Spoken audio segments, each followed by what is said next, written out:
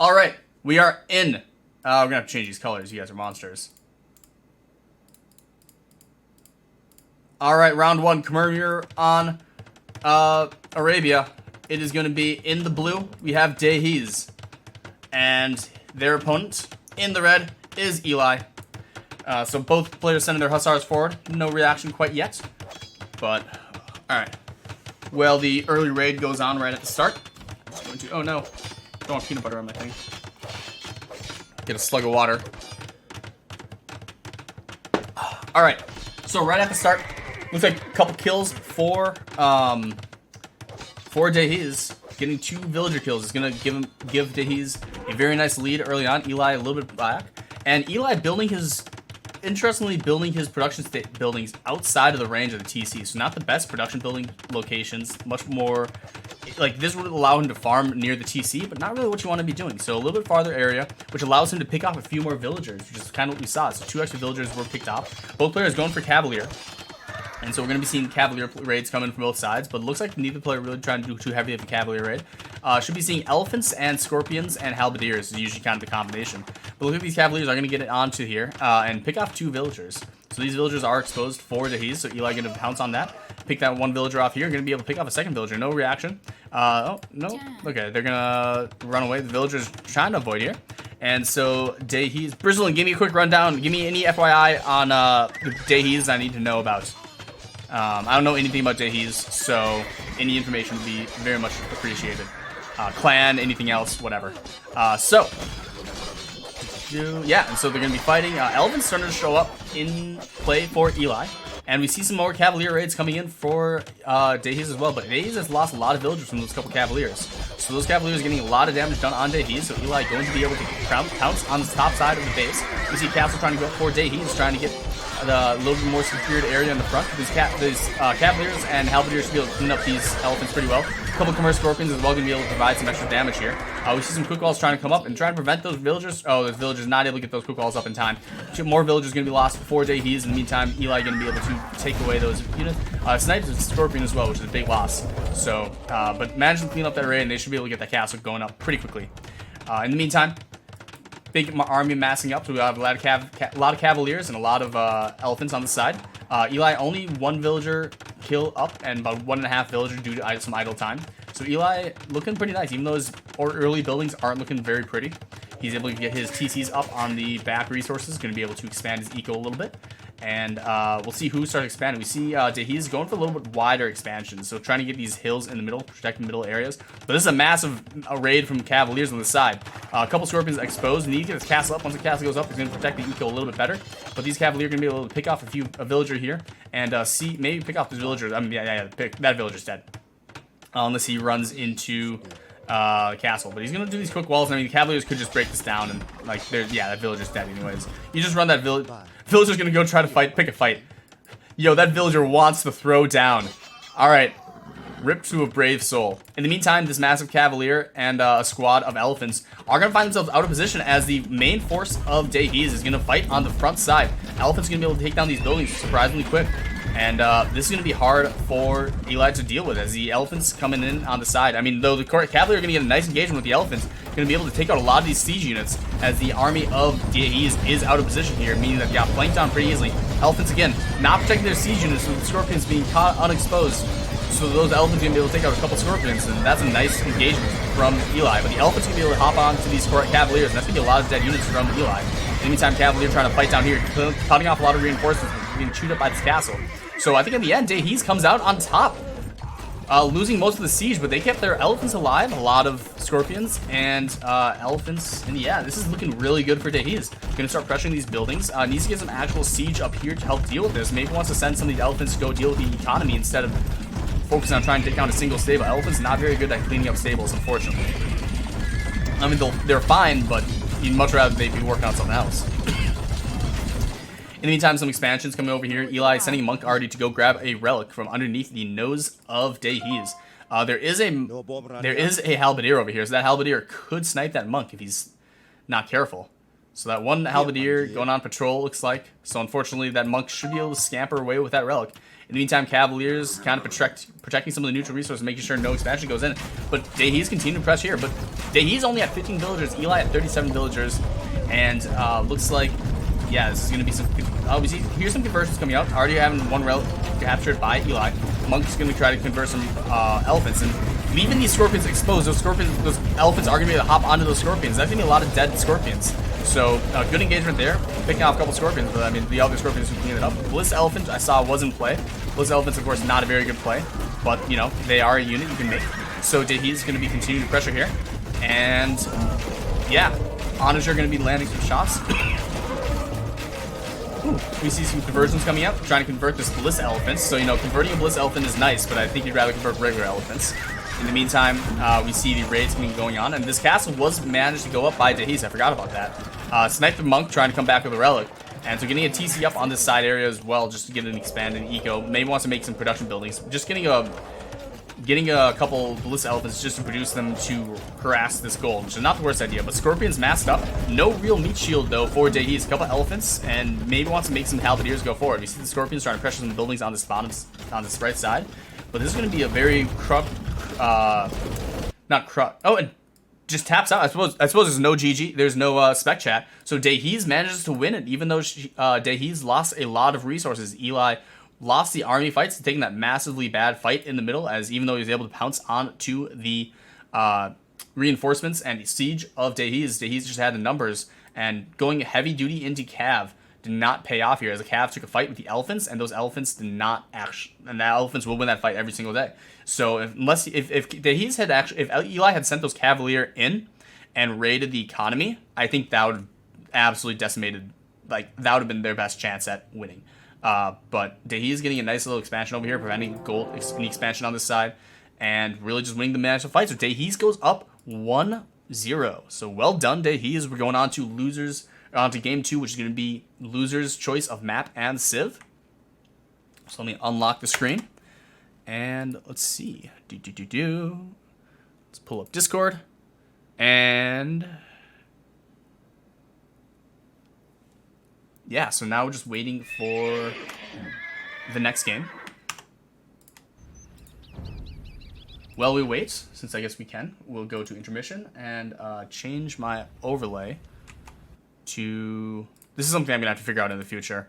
Because right now I'm casting purely Capture Age, but I can switch to that.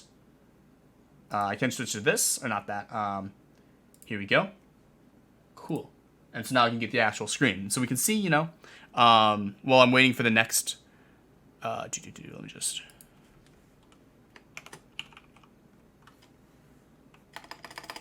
We'll see if they remember to actually send me the next replay, or if we have to wait and try to track it down. But yeah, you can see that Daihisee's managed to win this big fight here, and that they're not necessarily win the big fight, but just big fight problems about right here.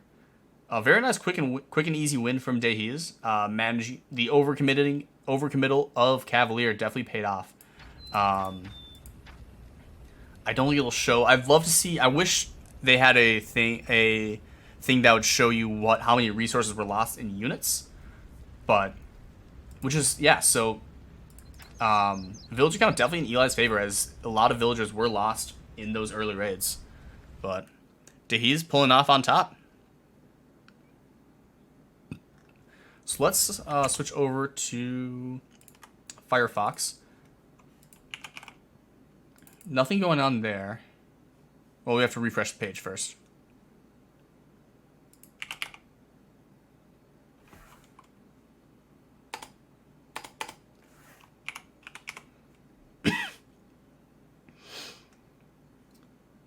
Not finding anything, so maybe they haven't started.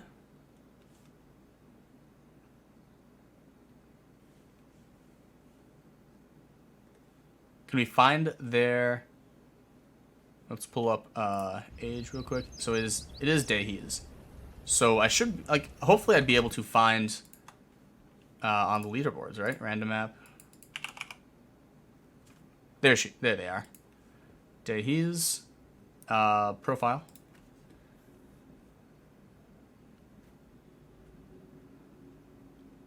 Khmer on Serengeti. Okay, so we're still waiting on the next match. So we can see, you know, we can look at some stats real quick for Daihisee. DM, not the most common DM player, but started playing in October. and stuck around, 1500, which is not bad. Probably plays, 1600 DM is nothing to sneeze at. That is way better than I can ever do.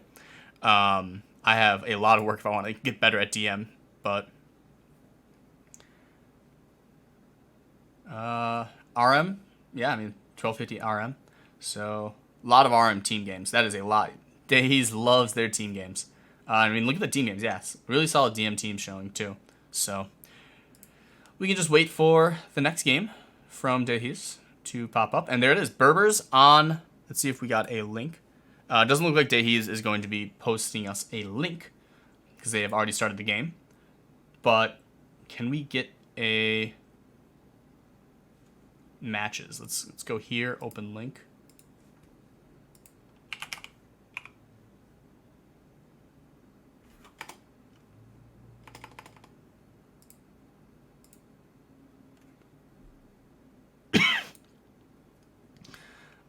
Matches, ongoing matches, day. I really wish there's easier way to get into these games. Yeah, because it doesn't look like Daihisee posted the link. Maybe I'm missing how to actually get into this game. But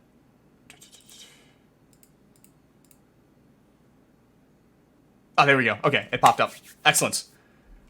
All right, let me just take a bite.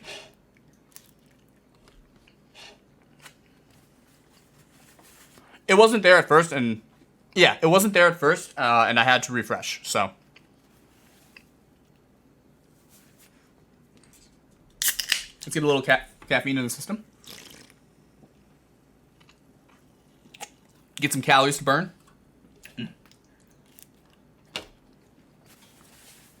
See, this was all supposed to happen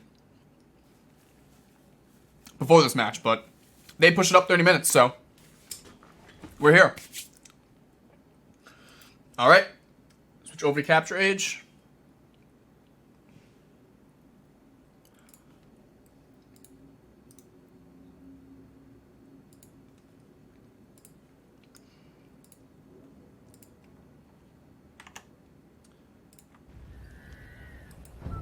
Oh no, okay, hold on. Spectate, there we go. There we go. Loading in.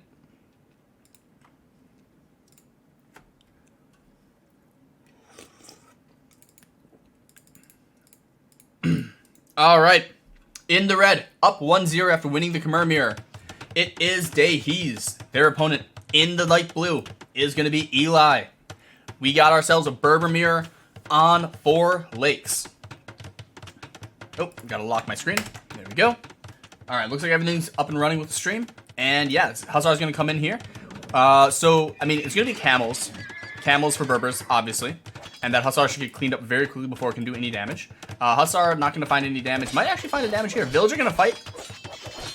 Oh, Villager just barely survives, helping out with the fight. So well done by the Villager, staying alive. So neither player losing any villagers.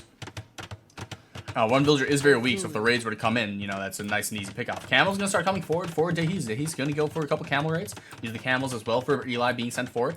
Nope. Looks like Eli is going to pull his camels back, and those camels are just going to camp in the middle hill. Maybe find some camels of Daihisee's to go after, and that'll allow him to get the Ilya army lead. But one camel going to come in here and try to pick off a villager. A little bit of attempt at the quick wall. We're going to find this villager, and that is a villager kill. So, already getting 1 villager kill for those 3 camels. Not a bad trade.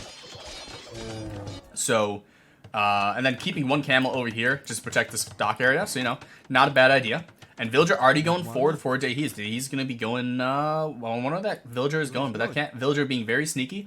Might try to get a castle up on this hill and then just gain control of this pond. So, we're going to be seeing a dock here.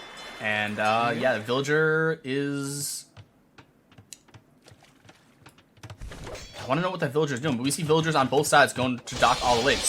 So very aggressive opening from Daihisee, but Daihisee is going to fight underneath the castle. Castle's going to provide some extra fire. Camels trading left and right. I think the numbers definitely favor Eli right now, but with the castle support, they're going to be able to even up, and the camels from Daihisee should outnumber the camels of Eli pretty quickly. I actually don't know what the late game plan for Berbers is. Brislin, what is the late game plan unit composition for Berbers in DM? I'm assuming it's mostly camels and just non-stop camels and even more camels. but maybe camel archers as well. So ECAs. And then, do you do any siege or anything like that? I have to imagine siege probably comes into play at some point, but... And wow, Galleon's going to be the first unit out for Daihisee. So Daihisee's going to be making Galleons to prevent any docking going on. So Daihisee's going to maintain control of all this area. TC going up on this neutral gold pile. I'd love to see a castle first. Just get this castle going, and then those galleons are going to be very good at protecting this ocean from getting captured. So Daihisee's going to take control of all 4 pawns, so really smart play. Going to be able to boom very heavily with all the pawns making fishing ships. So camel archers and camels going to be coming in. No camel archers yet, looks like, from Eli. Eli's going only into camels, finally queuing up some camel archers. We see a big engagement here with some camel archers being firing in here. I think the camel numbers of Eli definitely outnumbered. Not the best fight to be taken. Probably should have pulled back and sat underneath the castle and tried to win a fight under a castle. But camel archer is definitely out of position. Camel archers need to be involved in these fights. In the meantime, villager trying to get this dock up, and the galleon is made, but okay, galleon realizes it, but is attacking the dock instead of the villagers, so not the best reaction. But Eli taking a big fight in the middle, winning that fight, meaning that the camel archers weren't helping out, and he's going to be able to gain control of the middle of the map, and that's going to be a very serious problem for Eli to continue, or for Daihisee to push into. Camel archer trying to get a little bit of fighting in, but they're going to find themselves, it's not a good engagement. This is not a fight you want to take. Pull back and fight underneath the castle of Daihisee. So it looks like the army of Eli is going to clean up the army of Daihisee pretty well. The camel archer is going to be able to do a lot of damage here and clean up these camel archers. You cannot afford to lose camel archers in the Berber War. In the meantime, fire ships are out, and we have an elite cannon galleon. That's going to be just... No, you can't do an elite cannon galleon. No! Oh, that's a very expensive loss. So fast fire ship being made as well, and so they're going to be expanding here. But the elite cannon galleon's on the right side, pressuring this economy. Wow, a stable. I would love to see a stable. If Daihisee's made a stable here and sent like cabin just a raid, oh my god, that would be amazing. Elite cannon galleon's going to keep pressuring this side. In the meantime, fast fire ship's going to be being made for both players, trying to fight over that middle of the map. But I mean, the middle of the map is controlled by Eli. Eli's a high level RMer that hasn't had much DM experience prior to this. Impressive, yeah. Okay, so Eli is a top level RM. Good to know. I mean, you can kind of see it in just the some of the decisions and some of the fights they're taking. So we see Onagers coming in. Onagers not going to do too much, but they're going to be able to land, if they land a couple shots, it'll be very nice. So trying to keep this castle up. That castle is going to go down with 3 Treb firing on it. And that's going to give a lot of area for the Eli to start pressuring in. Camel's going to try to engage onto these Onagers. Onagers getting some attack grounds and taking out some of the castles, some of the camel HP. But the army not there for Daihisee, so Daihisee has to get a good engagement here, and those camel archers need to be microed. They're taking out a bunch of units, but I mean, those Onagers are all going to clean up. Camel's going to start pouncing onto all the units of Eli, and only camel archers remain for Daihisee. So Camel's going to start raiding the villagers. Daihisee's going to get a good engagement here. She says her name is Daisy. Oh, Daisy. Okay, not Daihisee. Daisy, got it. Daisy versus Eli. Daisy versus Eli, alright. And a castle has gone up in front of that TC, so this castle should be able to gain control of this lake with the extra fire support, meaning that this castle, this pond is going in Eli's favor now. And now the elite cannon galleons continue to rain havoc down on this right eco, and they're going to be picking off villagers left and right. But again, oh, and there's the stables, yes! Yes, Daisy making those stables. And she's going to be able to pressure with some units, and this is going to be beautiful to watch. In the meantime, Treb's going to start engaging onto this castle, take out the castle, and that's a massive amount of area exposed. This Treb should be going down very quickly. Camel Archer's going to come forward, and there's only camels for both players. And so a couple Onager shots could even the field, but camel archers, camel archers in favor of Eli, and Eli's going to be able to win this fight or push this fight on and win this fight. Taking the engagement before those Onagers could get there. I do not think Daisy made a smart call there. Definitely should have pushed before. And we see some nice splits as Daisy tries to get some attack rounds. But if Daisy had waited to do that engagement before the Camel Arch, before the Onagers, it had waited until the Onagers had gotten there and landed a couple shots, probably would have gone better for Daisy. In the meantime, trying to expand here, and the Hussar raids continue to go on and pick off villagers from elite cannon galleons. So I'd love to see some fishing ships come out and just start gaining control of that pond as well, get that fishing eco booming. But looks like this force in the middle is starting to go forward. Treb's starting to take on this last defensive castle, and Hussar is coming in to raid, and Eli has a massive military lead, even though he's losing a lot on the eco production.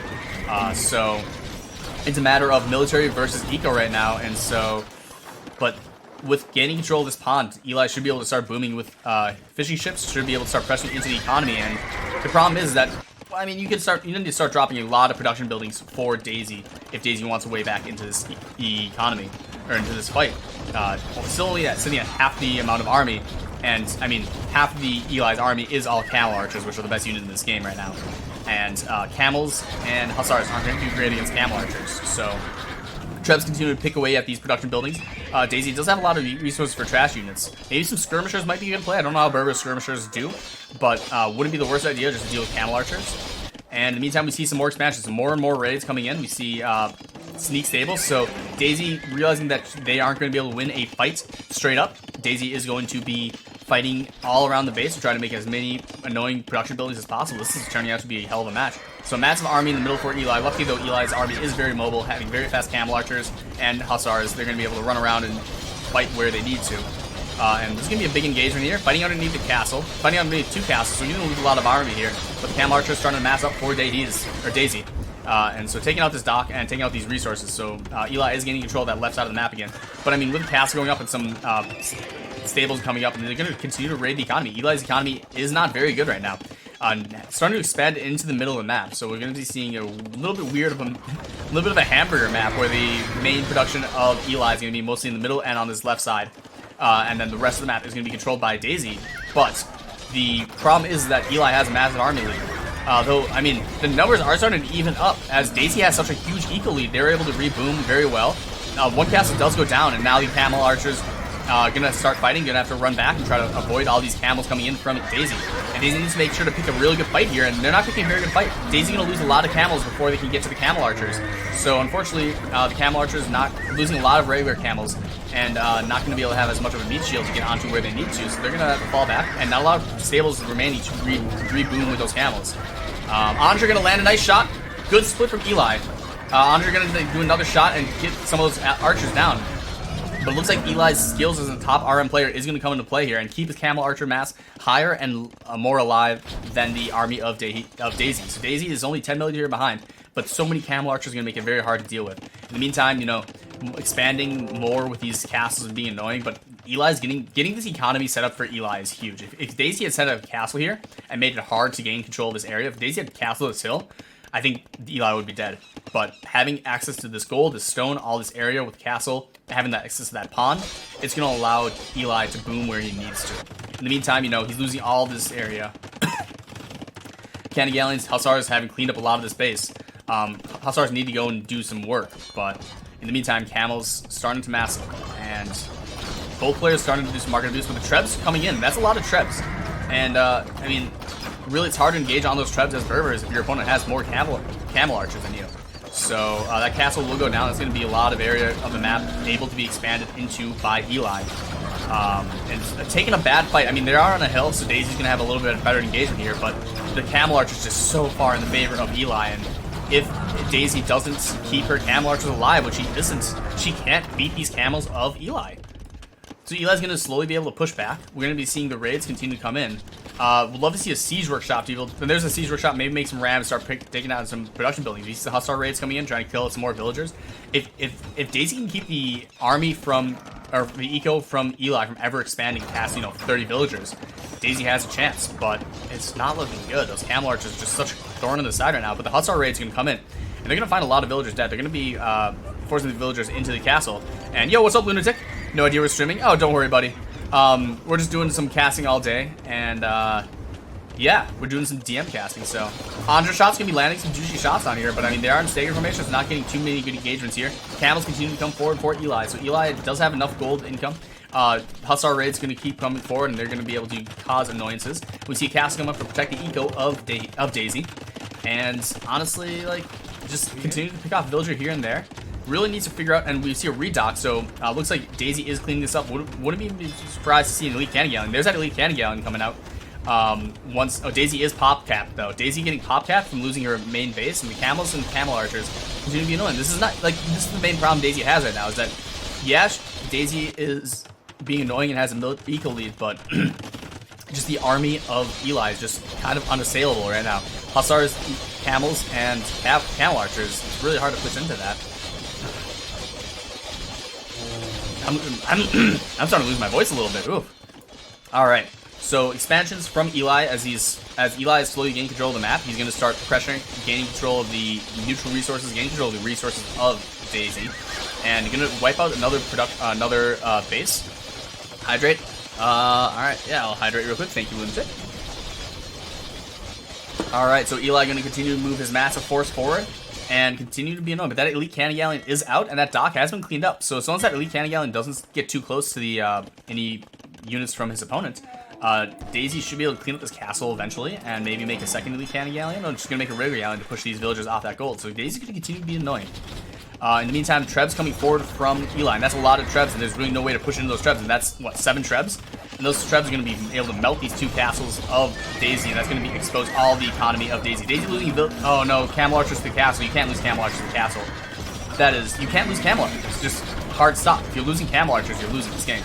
So unfortunately, the raids are coming in, and Eli is going to be able to wipe out the massive economy from Daihisee. And so Daihisee, though, does have all these fishing ships, these camels, and yeah, Daihisee is forced to tap out. So well done by Eli. Daihisee doing really well at making sure that the fight is as hard as possible, gaining control of a lot of the map.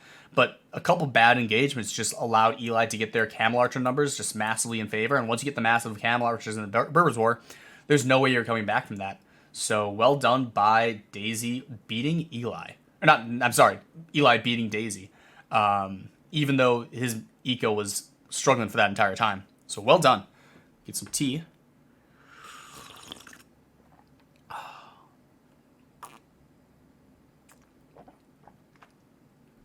Looks like Daihisee did post their 3rd game, so we do have the URL. I throw a cough drop in my mouth.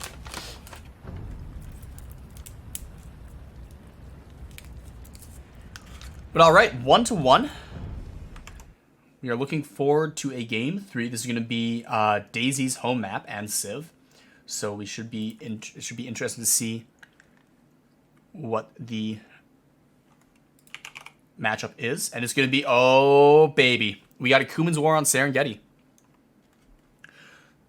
So Daihisee may be aware that Eli is more skilled at RM and might not know the opening for the Kuman War. Yep, that's the plan, Lunatic. I'm going to be trying to do mostly streaming all day and then doing all this casting for Deathmatch World Cup. So I might stream tonight, but probably not. In the meantime, yeah, switch over to Capture Age and connect to the game. Just do something real quick. All right, no sleep tonight, exact. Oh, hey, you know what? Go to sleep, and I suggest getting some sleep maybe. All right, so Daihisee in the red. I'm gonna switch her over to red. All right, so Daihisee in the red. Kuman War on Serengeti in the blue, having just won a game. Eli is in the blue. So Kuman War, of course, going to be very, very aggressive early on. Elite Step Lancer is going to be absolutely decimating the economy of both players. And already buying a little bit of eco time. So Daihisee can have a little bit of advantage here. But losing a villager is a huge deal before the Elite Step Lancers can get out. So Elite Step Lancers are going to be coming out. And with these buildings a little bit better situated for Daihisee, looks like the start will be a little bit stronger. And we're going camels first. So we're going to see camels from Eli in defense. But, I mean, the Elite Step Lancers are going to be able to get in there and just wipe out the villagers very quickly. So we'll be seeing how this works. I wouldn't be surprised to see Daihisee pull a very quick victory here.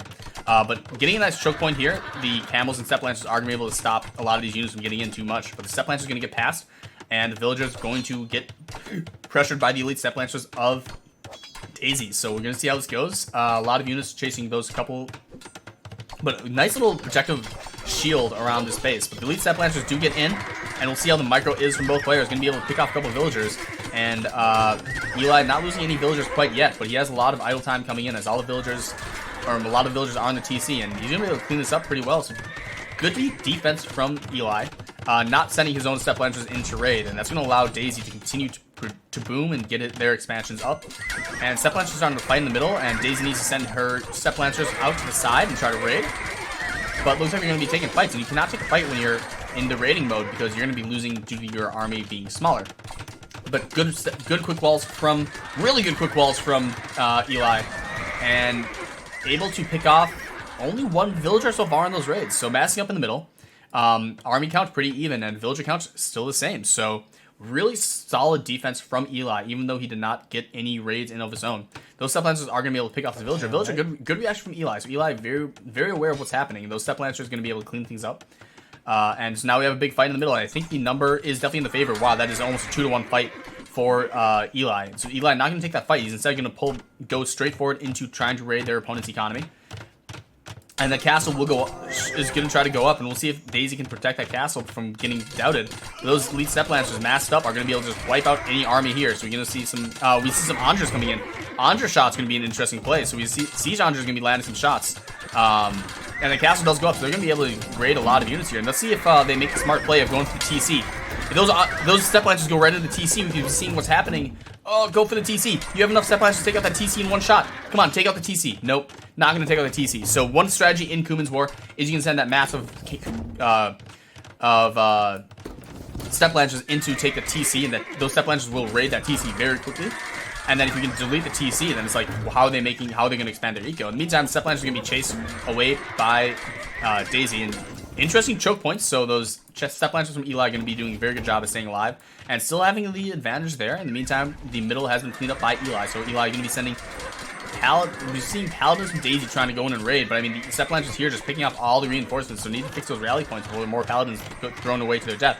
In the meantime, the step lancers continue to be annoying and just force half the army of Daihisee into this area. And those step lancers are all choked up. Those Siege Andras have the idea they could get a really juicy shot off, but no reaction from Daihisee. And those step lancers are going to go around the back of the base and pick off villagers here and there. So one villager is exposed here. And they're going to be able to pick off a few more villagers. And we already see Daihisee actually haven't gotten 5 kills. So villager lead is in the favor of Daihisee. But military lead is also in the favor of Daihisee. But I mean, these step lancers being so annoying for Eli that he's allowed him to just kind of expand across the map. Or expand back at home. And yeah, we'll see where he goes next. I think he's not too sure what he's going to do next. We're going to see castles and checks are going to be the next option. That villager should go down. Yeah, it takes one ting to kill that. So that villager does go down, so that TC does not go up. In the meantime, still being chased by the larger army of Daihisee. And Andra is even trying to get in on the action. So, looks like a castle in the middle going to be attempted by Daihisee. Going to try to gain control of this middle, and the step lancers are going to come forward. And now the paladin numbers starting to matter a little bit more. We see Hussars going to come in, going to swing around and probably go for a raid. But good engagement from Eli, looks like, as they're going to get a pretty good engagement. But he's going to lose all the forces. The numbers just too much in favor of Daihisee. No reinforcements ever came in for Eli, so that army is going to get cleaned up.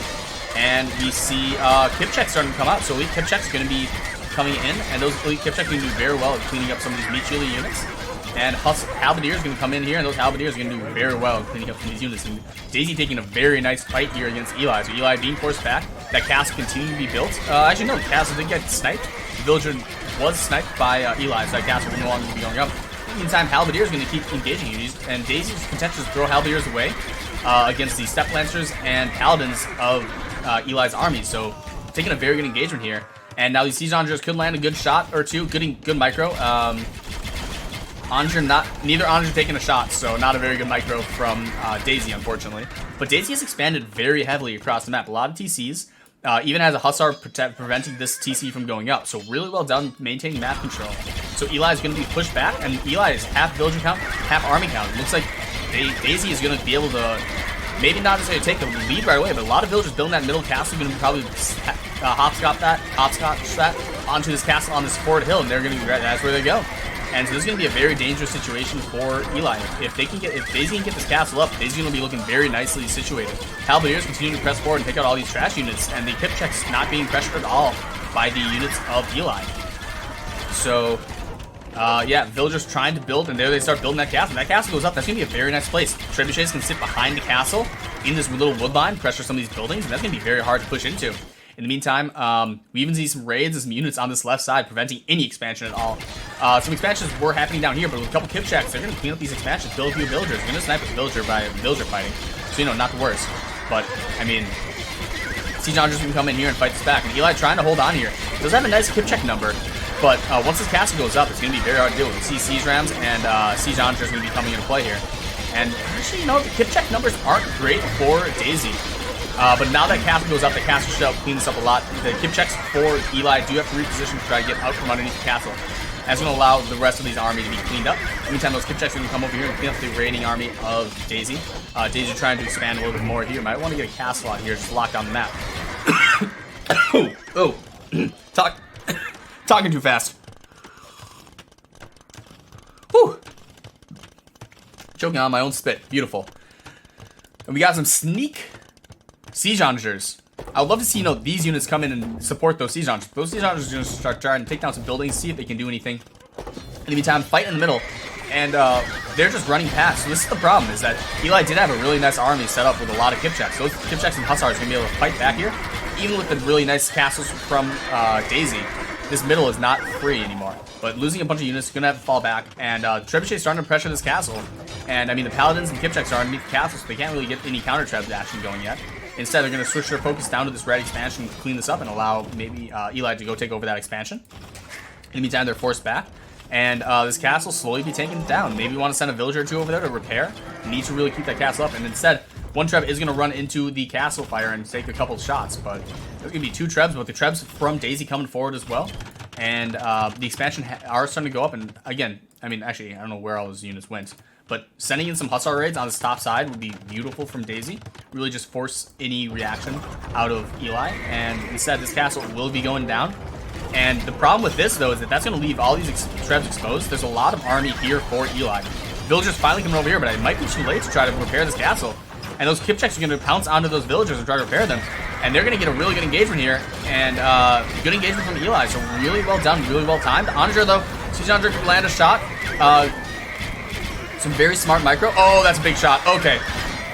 Micro just falters for half a second, and one missed micro loses him about 10 Kipchaks. That cleans up all the Kipchaks of Daihisee, so Eli has all the Kipchaks, but only Kipchaks right now, and one Treb there. And Eli going to try to clean this up with some Paladins, but the Paladins from Daihisee are here to soak up some damage and clean this up, and the Trebs continue to roll forward, and they're going to start trying to counter Treb the Trebs. And looks like the Trebs are going to be fighting each other right now, and we see the Hussars starting to mass up on here. Would love to see these Hussars going for raid some of these farm eco.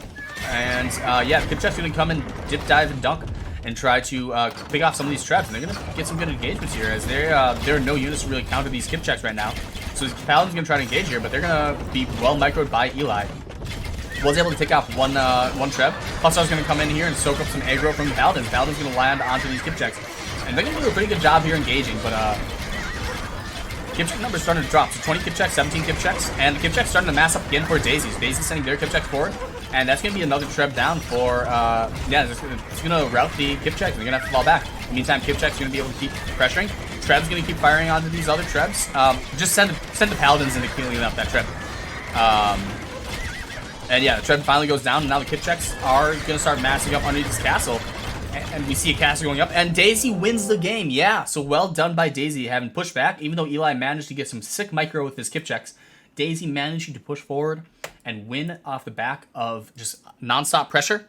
And even though Daihisee lost that castle in the middle and had a really good engagement from Eli, just landing that one Onager shot killed enough Kipchaks that they were able to start to push back up again, and through the eco lead, just managed to massively just bowl over Eli. So Daihisee going up 2-1 against Eli.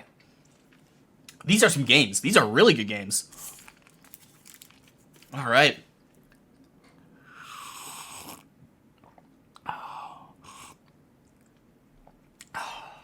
Get a little bit more, wet the whistle a little bit. Welcome back, Lunatic. All right. Let's switch over to here. Return to main menu. Unlock my screen. Go check Discord. And, alright, so that's the third match. We might be looking for match number 4. Cuman's Wars are interesting. I need to learn the Cuman's matchup in DM. I think that's my next one I want to learn. Because it's so stupid. It's so stupid. It's so aggressive at the... Like, stupid in a good way. You essentially just, both players, like, if it's done properly, if you watch top-level Cuman Wars, both players end up at, like, 1 or 2 villagers. And then it turns into a regular game. The start for the Cuman's War is so silly. You just kill each other's villagers nonstop. Because you have one of the best early raid units in DM in the Elite Steplancer. And they're very fast, so... Both players just send them and just kind of ignore, and then just wipes out, and... Both players go down to like 1 or 2 villas and then reboom from there. And yeah, That's how the Kuma's War is done. So now we are in intermission, waiting for game number 4. Game number 4 is going to be unfortunately, Sicilian's mirror. And that's going to be Sicilians on, I believe, what is it? On Arabia. So not looking forward to this. Game 5 sounds way more exciting. Slavor on Ghost Lake would be great. But yeah, game 4 is going to be there once we get the link and or once we see the game pop up. If it doesn't pop up, I am going to run to the restroom. Okay, there it is. Okay, so we have the Sicilians. And let me grab another bite real quick. Give me a sec. Before we start into this game. Pop the cough drop out.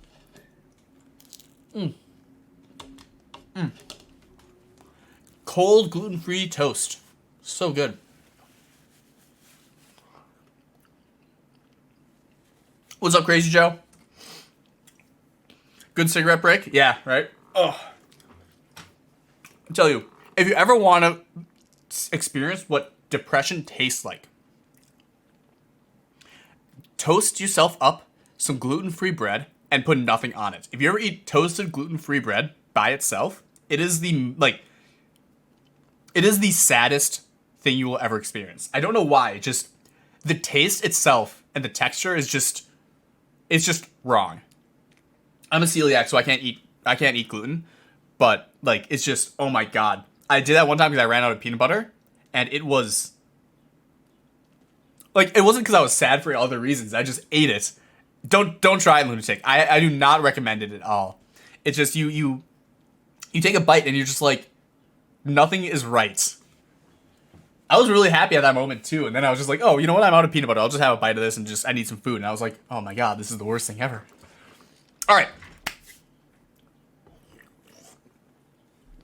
Get the peanut butter. What kind of gluten-free bread? I use Udi's, so UDI, and it was just plain white, so not multigrain or anything like that. So nothing too exciting, but all right. So let's get into this. We have Eli Daihisee, game 4, Sicilian Mirror on Arabia. I can't wait for the Sicilians to get Siege Onager. This will make this matchup so much more exciting. All right, so we are in. Now we gotta go to Capture Age. All right, so change Daihisee to red. All right, up to, lock the screen. Gluten-free for life. I wish I wasn't. I like bread. I like gluten. Gluten tastes really good, but I need to switch overlay. You can do exclamation point overlay and call me out for whenever I forget to switch the overlay. All right, so now in the red, starting off by deleting their opening scout and going for a castle, it is Daihisee. She is up 2-1 against her opponent Eli in the light blue. We're going to be seeing Sergeants come out. We're going to be seeing Heavy Scorpions. And then we'll probably be seeing regular Onagers. So the massive, if either player goes for Stable, we're going to be seeing Stable and some Cavaliers coming out for Eli. I do not like this Cavalier play unless you use them specifically to raid. If you try to engage against Sergeants with Cavaliers, it's a huge mistake in my opinion. Maybe I'm wrong. But I think Cavaliers should only be used to go raid your opponents. In the meantime, Sergeant's going to start spreading out for both players. And yeah, it's going to be a battle of who can mass up Scorpions. It's very similar to Goth Mirror, except for the fact that Goths, you know, they get more interesting, they get faster units. So Sergeant's going to be a very slow unit, not able to just chase away this Cavalier. Cavalier going to be able to pick off some of these villagers. So one villager, oh no, some quick stone walls coming up, so the villager is going to be safe here. And no range units should be coming in for either player, so that castle will go up. We already see Trebs coming out though. As you do make a Treb, or you do make a castle first, you are able to make Trebs out very quickly. Meantime, Sergeant's going to be engaging here, and we're going to be seeing a decent fight. And both players are going to be rushing up to TCs to be able to get their first crusade and just mass up their army. But the Cavaliers are going to come in here, snipe some Scorpions. So two Scorpions going down for one Cavalier. It's definitely worthwhile. And I mean, again, similar to Goth War, whoever masses up the most Scorpions usually wins. But it looks like Eli might not be aware of this, and Eli not making any Scorpions. He might just not know how to play Sicilians. So this is a big problem that a lot of the RM players have encountered once they transition into DM, is they don't necessarily know what the openings are for the some of the newer civs. So the top RM players have years and years of experience at playing top level RM, right? But you put them into DM in early game, like the first 2 to 5 minutes, is a DM man's world, or a DM player's world. And if he transitions to late game, then the RM player usually has the advantage there, just because late game RM players tend to be stronger than late game DM players, just purely by the skill set. But early game, you can get some huge advantage there because the DM players know what they're supposed to be doing. And so going for a better opening, going for the more meta opening, tends to work out very well for the DM player. And so Daihisee going to be winning some fights here, but Eli having a little bit better expansion as he's gotten the TCs up faster. Does have the first Crusade having come out, so it looks like he's going to send forward with these massive amount of Sergeants. And a lot of Scorpions here to clean up these Sergeants, but those Scorpions are exposed, and oh, nope. I'm going to have to see them run away, so very good engagement from Daihisee. Daihisee winning that fight handedly. Doesn't have a lot of Sergeants to back up the push, but the Treb's going to start coming down and start raining down onto these Donjons and Gas. It's going to be very hard to push into this, and this is one of the problems that Sicilians have, is that it's a very slow mirror match because, you know, they just make Donjons nonstop. In the meantime, some sneak Donjons. So we're going to be seeing some map control coming out from Daihisee. So Daihisee going to continue to expand around. We'd love to see a couple Donjons placed onto these random hills to prevent them from being taken from your opponent. And the Scorpion's going to come forward, but these Onagers coming out, and those Onagers are going to flatten the Scorpions. And, oh no. It was going so well, losing a lot of Scorpions. Still has a lot of Scorpions left, and Sarge's going to be able to protect a lot of these Scorpions. But that is a problem with Onagers, and that's one of the reasons I can't wait for these Siege Onagers. It's just going to make engaging on these Scorpions so much better. And oh no, no. Oh god, that was a lot of dead. Oh. But I mean, I think Daisy's still fine with that. 55-12 military lead. Sergeant's starting to take out all these buildings. Treb's starting to take out these buildings as well. I mean, did lose the castle, could rebuild the castle. Probably should. But Treb's going to continue to be forward. Needs to make more Sergeants. Oh no, the pushback is coming from Eli. So, unfortunately, the army of Eli has managed to clean up all those Scorpions, and the Onagers trading very efficiently. Eli microing those Onagers very well. The Siege Rams are going to be coming forward. And those Siege Rams are going to get melted by those Sergeants. So another castle has gone up. The Trebs from Daihisee going to be able to pressure these castles. In the meantime, needs to start using these Sergeants to start raiding.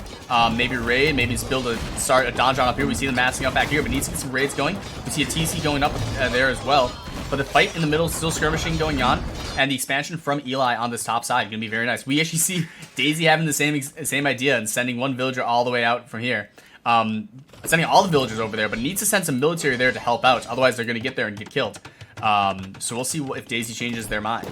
But looks like the Onager play from Eli, keeping him alive for now. Daihisee, of course, taking a nice advantage, and with some good micro, is able to take out a bunch of Sergeants with a couple Onager shots. But the Trebs continue to roll forward and going to keep pressuring these castles.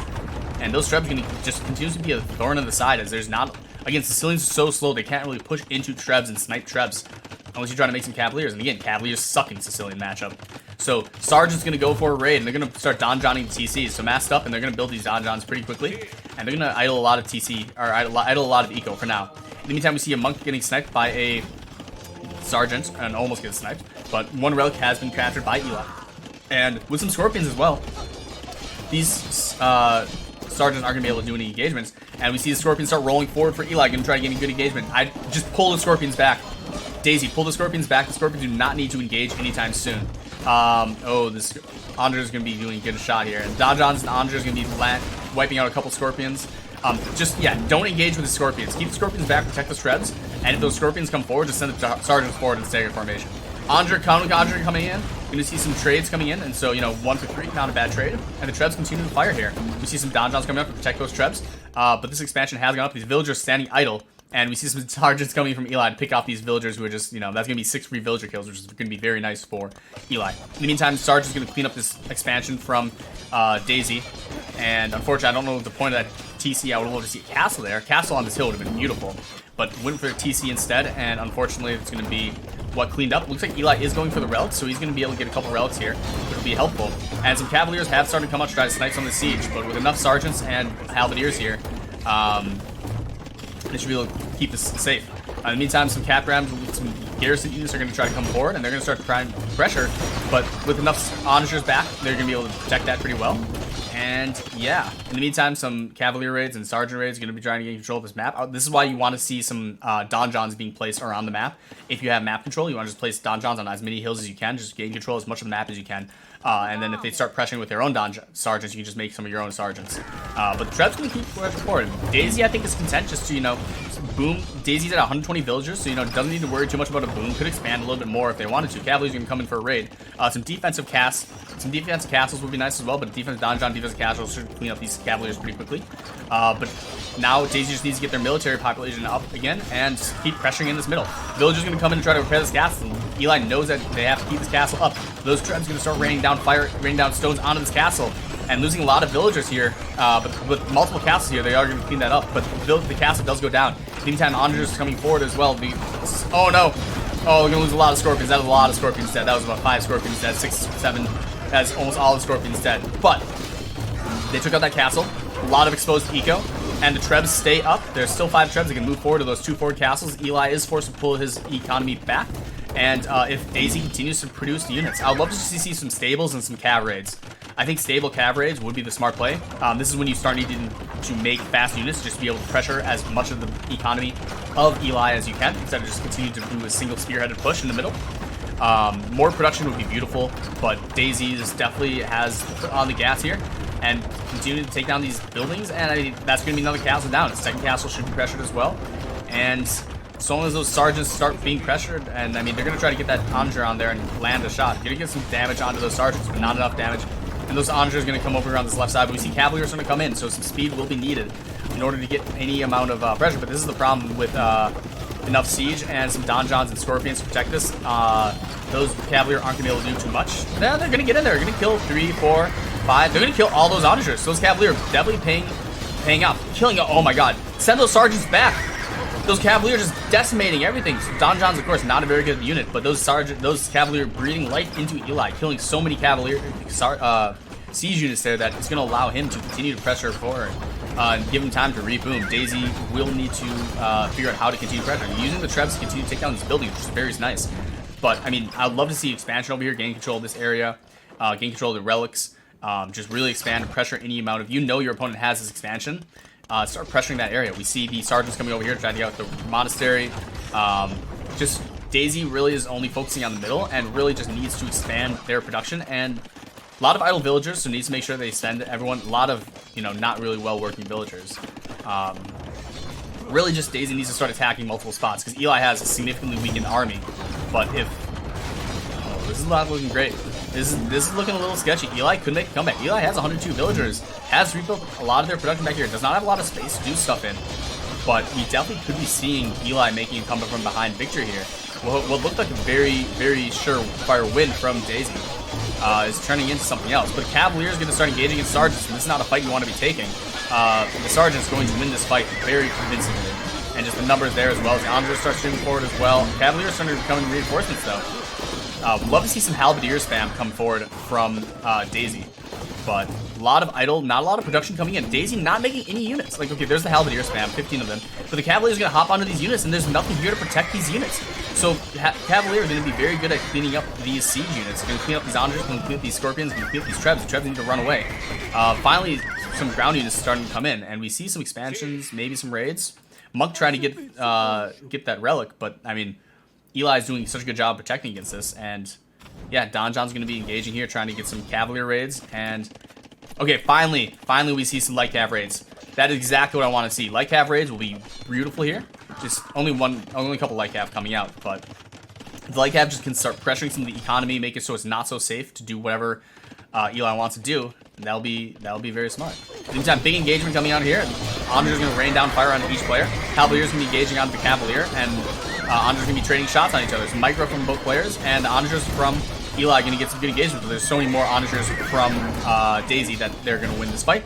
But the ground units, again, the Cavalier is going to hop onto the siege, and Daisee's losing so many gold units to these Cavalier. The Cavalier are paying off dividends. So needs to mass up a lot of trash units. Daisee's economy, well, really good, does not have a lot of resources that they need right now. So we'll clean this up, but they did lose a lot of gold units. Do not have any gold income right now. Need to figure out where to send all their gold units. Monks need to get their relics back home. And yeah, looks like they're trying to pressure this area, but that castle will prevent any donjons from going forward. And the Trebs continue to pressure some of these production buildings. And so I think Daisee's made this a lot harder for themselves than they needed to.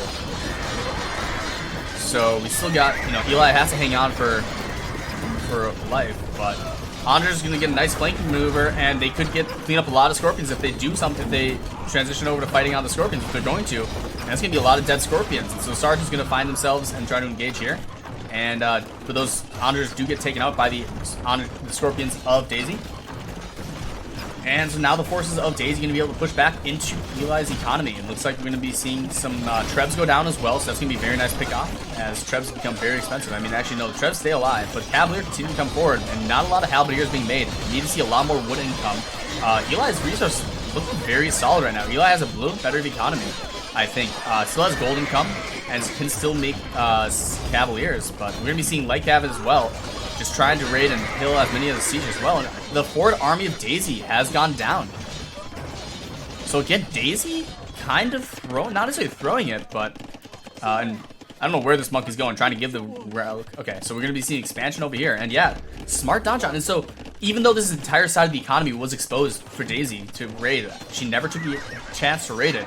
And now Eli is gonna be expanding over here. Villager's gonna fight. Don't fight the villager. But I mean, they're going to fight the villager and just prevent this from going on. But regaining control of those relics is going to be huge, as that's going to be some extra gold income. Daihisee only having one relic right now. And yeah, more siege coming in. And now Eli has a military lead for the first time in a long time. So we're going to be seeing the sergeants and scorpions starting to mass up. And this is going to be looking very dangerous for Eli. So has that one Treb pinging away at this donjon. And I mean, the sergeants and Light Cav are going to be able to get in here and just start doing a lot of damage. Those though, this is a bad rally point. So Andre is going to go forward without firing any shots. We need to fix these rally points. Don't know where. Okay, there's the attack rounds. So some good engagements here.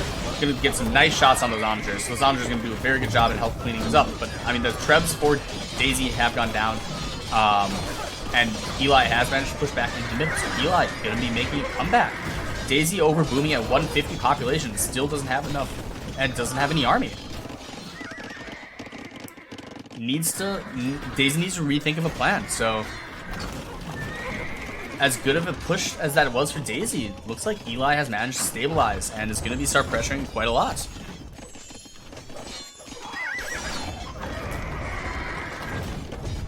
What looked like an easy win on game 4 has turned into what's going to end up being a very long, drawn-out game.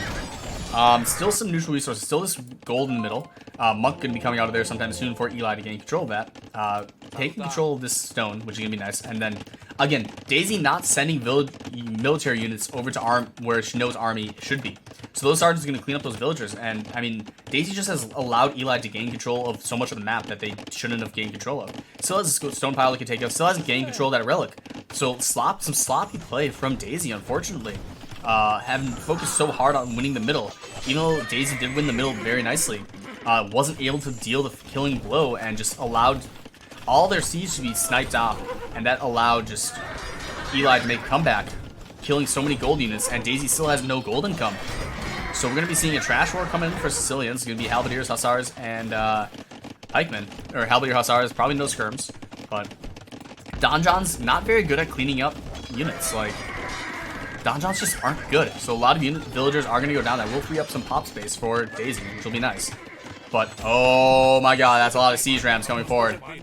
Siege rams against, I mean, Halberdiers will be decent against this, but, oh, that's going to be a lot of destroyed buildings. Big push from Eli coming in. I mean, Eli having so much gold income still. Almost out of gold from his gold pile here, but has the relic control. And those siege rams are going to just absolutely come forward and decimate. So we'll see how this goes, but I mean, there's probably a lot of sergeants will come in, and once those sergeants start getting involved in the fight with the Halberdiers are going to melt. Even now, the Halberdiers are melting, so they're trying to fight the siege rams. This is a big fight from Eli. Eli is cleaning this up very smart. And, oh man, this is starting to look bad for Daihisee. Still hasn't been able to expand over here. Finally starting to get a little bit of expansion, maybe to start pushing back here. Could try to gain control from relics, but now Daihisee is losing the middle. Andre's coming out and trying to get some good engagements here, but I mean, just sergeants. If you don't have sergeants and your opponent does in the Sicilian mirror, I mean, you can't win that. So Light Cav Raid's going to come in. Daihisee trying to struggling to stay alive here, but this is going to be a massive push back from Eli. There's really not much to clean this up for Daihisee. Military 2-1 favor for Eli. And yeah, I mean, they're cleaning this up, so Daisee's going to have a little bit better expansion over here, but we even see outposts from Eli, so that's an RM experience, making sure to keep it at map control. keep vision on the map where he needs it to be. And we're going to be seeing forward production buildings come out from Eli, really just being able to reinforce his army. And the sergeants and villagers, or sergeants and light cav continue to press forward. And that's a very tough ball to deal with only halberdiers and light cav. So the siege rams are almost all done. One siege ram remains, and once that siege ram does go down, it's going to be a little bit of a stall. But this castle is focusing on other things instead of taking out that siege ram. So unfortunately, the siege ram will be doing a lot of damage here. And with raids on this wood line, Eli's starting to kill villagers too. Military is not going to be able to mass up anytime soon for Daihisee, so Daihisee needs to... Donjons, I don't like... This is why I hate Donjons. Okay, you get the Donjon up, like having sergeants are still going to just wipe out your villagers. So do get that in. Good garrison some of these villagers, but that castle's going to go down, and the production of Daihisee is just going to start falling back, and we need to see Daihisee start massing up army back here. Has the resources to do so, needs more production buildings, but not making a lot of units. Finally expanding over here, going to be able to expand over here, but light cav raids coming in, killing a lot of units. And just that forward base from Daihisee, as nice as it was, Eli has managed to make what a comeback. Like, this is a huge comeback. And yeah, siege ram's going to keep coming forward. You're going to see your conversions coming out as some monks get involved in the action. And more siege rams coming forward. We'll be able to just take out all these buildings with sergeants in them. They're going to be very hard because, like, once you pop, like, you do not want to kill a siege ram with sergeants in it because the sergeants will come out and wipe the floor with you. Villagers are going to be fighting here, trying to snipe some of these siege rams before they do any damage. But if once the light cav come in here and sergeants pop out of the siege rams, they're going to be able to wipe out these villagers. And this is just going to be a lot of economy and production being wiped out for Daihisee. Eli making a massive push, and Daihisee has to tap out. What a comeback from Eli. Will look like a surefire win from Daihisee, outnumbering him at least by 50 on the military count. Eli makes an amazing comeback with the Cavalier and Light Cav switch and some of the Onagers sniping all the siege. Daihisee losing so many gold units, not expanding where they need to, not grabbing control of the relics, allowing Eli to just boom behind what he had. And Eli pulls a victory out of nowhere, forcing us to game 5. Well done by Eli. That was a game. Oh, man. I thought Daihisee had that for sure. All right, we're going on to game 5. Whew.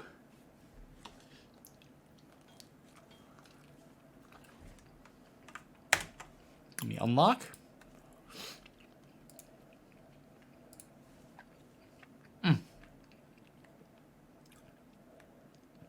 All right. Go here.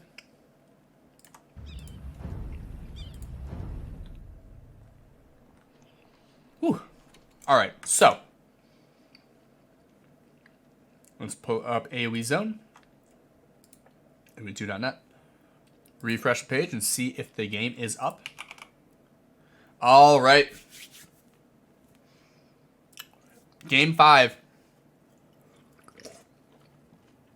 For all the marbles. My favorite DM Civ. Everyone's least favorite DM Civ. It is going to be a Slav Mirror on Ghost Lake.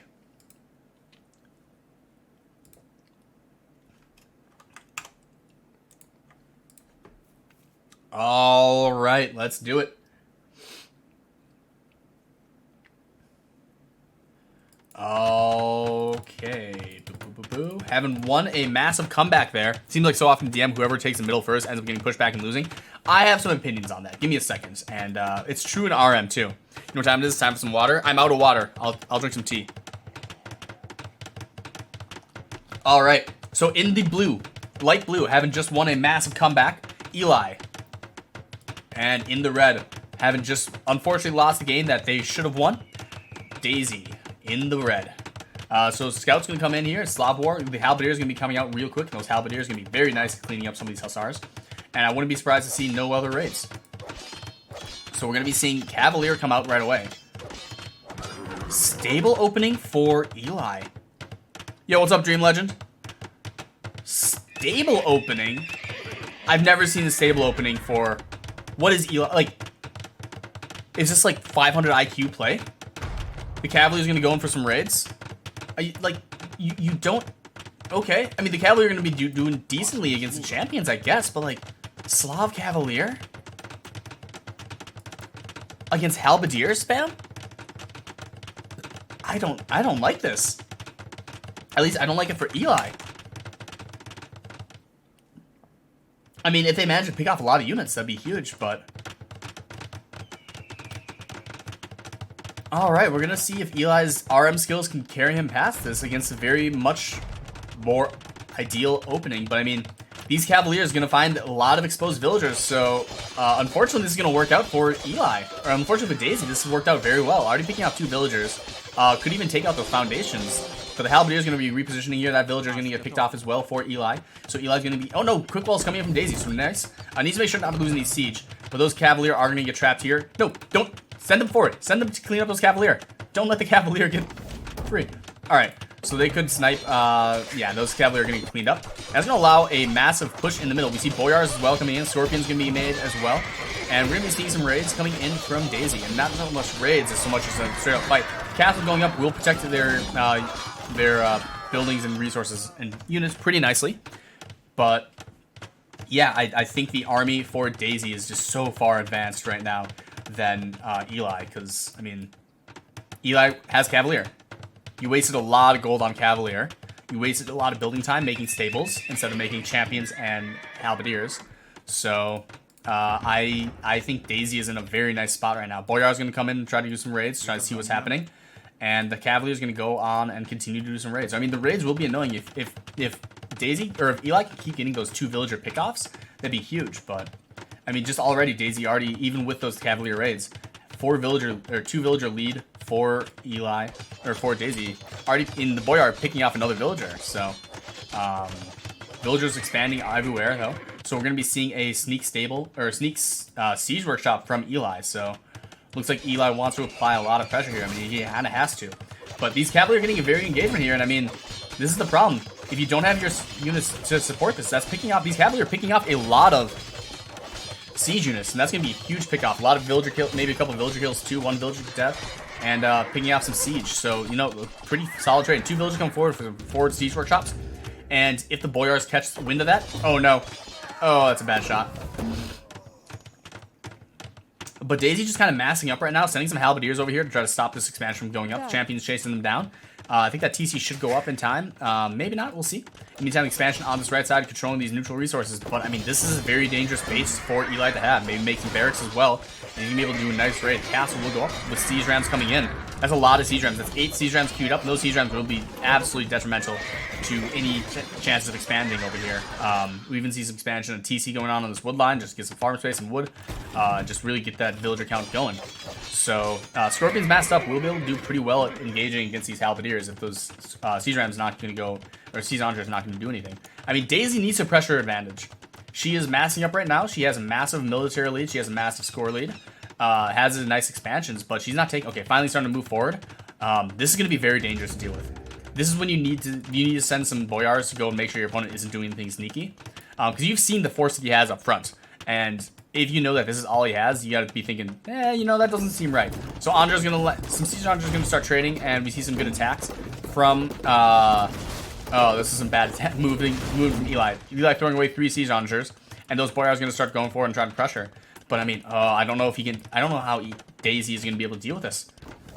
They have some champions back home, but that's a lot of Siege Andres. Those Siege Andres could wipe out half this base. In the meantime, the engagement on here is going to be happening. Siege Andres from Daihisee going to be engaging and taking out a lot of their own units. And now this is leaving their... Oh, the Hal Micro was not good, was not there. So Boyar is going to engage onto here, but a couple good Siege Andres shots will clean up those Boyars. And so we'll be able to push back here, and needs to make sure that the halberdiers and champions can come forward to provide a meat shield. But those trebs are going to be up, and they're going to start taking down some of these buildings. The castle already going on in the shore of Eli's base, and that's going to be a destroyed castle foundation. They're going to have to be pushed back. There's some siege launchers coming out from Eli, going to be trying to push forward. But now the Rams coming forward. And there's a lot of army back here actually to protect this base for Daihisee. So with some siege launchers and some halberdiers here to clean this up, shouldn't be too bad. I mean, those siege launchers are going to clean up a lot of their own bases, but now Daihisee is aware of this expansion, can send their forces forward to go clean this up, and luckily that push did not do too much damage. In the meantime, castle will go up. Hussars are going to start coming in. Those Hussars are going to be good at trying to snipe some of these siege launchers, but Treb's going to go up underneath this castle, and those Treb's are going to be very annoying to deal with. But the siege launchers coming forward for Eli as well. Eli's going to be sending some Scorpions forward as well, and Monk even grabbing that Relic. So Monk Relic control is going to definitely be in favor of Eli. In the meantime, needs to get some more foot soldiers onto the forward operating base of Daihisee, but Daihisee is more concerned about cleaning up this base down here. Needs to make sure to get all of the army up to the forward base to try to clean this up as much as possible. Did lose a lot of trebs here. But fighting underneath this castle is going to be a little bit of a mistake here, as they're going to lose a lot of units. But the trebs are out for Eli. So Eli going to be able to start trebbing down this castle on this hill too. So they're going to get a nice little bit of a hill bonus. And even though Daihisee is massively in favor here, Daihisee needs to start pressing forward. These trebs are not doing anything. You need to counter these trebs. I mean, this is exactly how Daihisee lost the yellow game. She managed to get this massive forward base, have a massive military lead, but she didn't put her foot down on the gas. And because of that, this castle goes down, so that's a lot. This is some forward base that's going to be going down. Daihisee's army isn't here to clean this up, and those Scorpions are going to just wipe out all these champions. Those Trebs are going to go down, so they're not doing anything. The Halberdier is going to be trying to protect them, and these Zizandros are exposed to these Hussars. So if the Hussars do a nice flanking maneuver, they can do a lot of damage here. In the meantime, the expansions over here are going well. So we see a sneak stable. So I would prefer to see sneak Halberdiers. I think sneak Halberdiers are way better because you know, they're going to be better at getting cleaned up. And yeah, this side base is getting cleaned up by Daihisee, so that's nice. And this forward base is going to get doing some work here. Some very nice siege onager micro from Eli, but he's going to lose that one as well. So managed to clean up a lot of the siege onagers of Daihisee though. So now Cavalier and Hussars coming in, and those guys are going to be able to snipe a lot of these units, as the Halberdiers are a little bit out of position. They could get onto these trebs before the Halberdiers can respond. But Onager is going to be out of position as well. But you know, they're all stopping in one place and just asking to be shot. So castle going up on the side from Daihisee. That's going to be a nice little area for the trebs to start pressuring from. In the meantime, need to really make sure that this expansion down here is found out by Daihisee, and will clean this up. Is that Daihisee can take out this bottom expansion, that will help a lot. In the meantime, you know, some Boyars doing nothing over here. Daihisee not doing too great of a job in making sure everything's going on in the where they need to in the middle, but you know, Onager micro is going to be very tough, and Daihisee loses a lot of their own Halberdiers to that shot, so...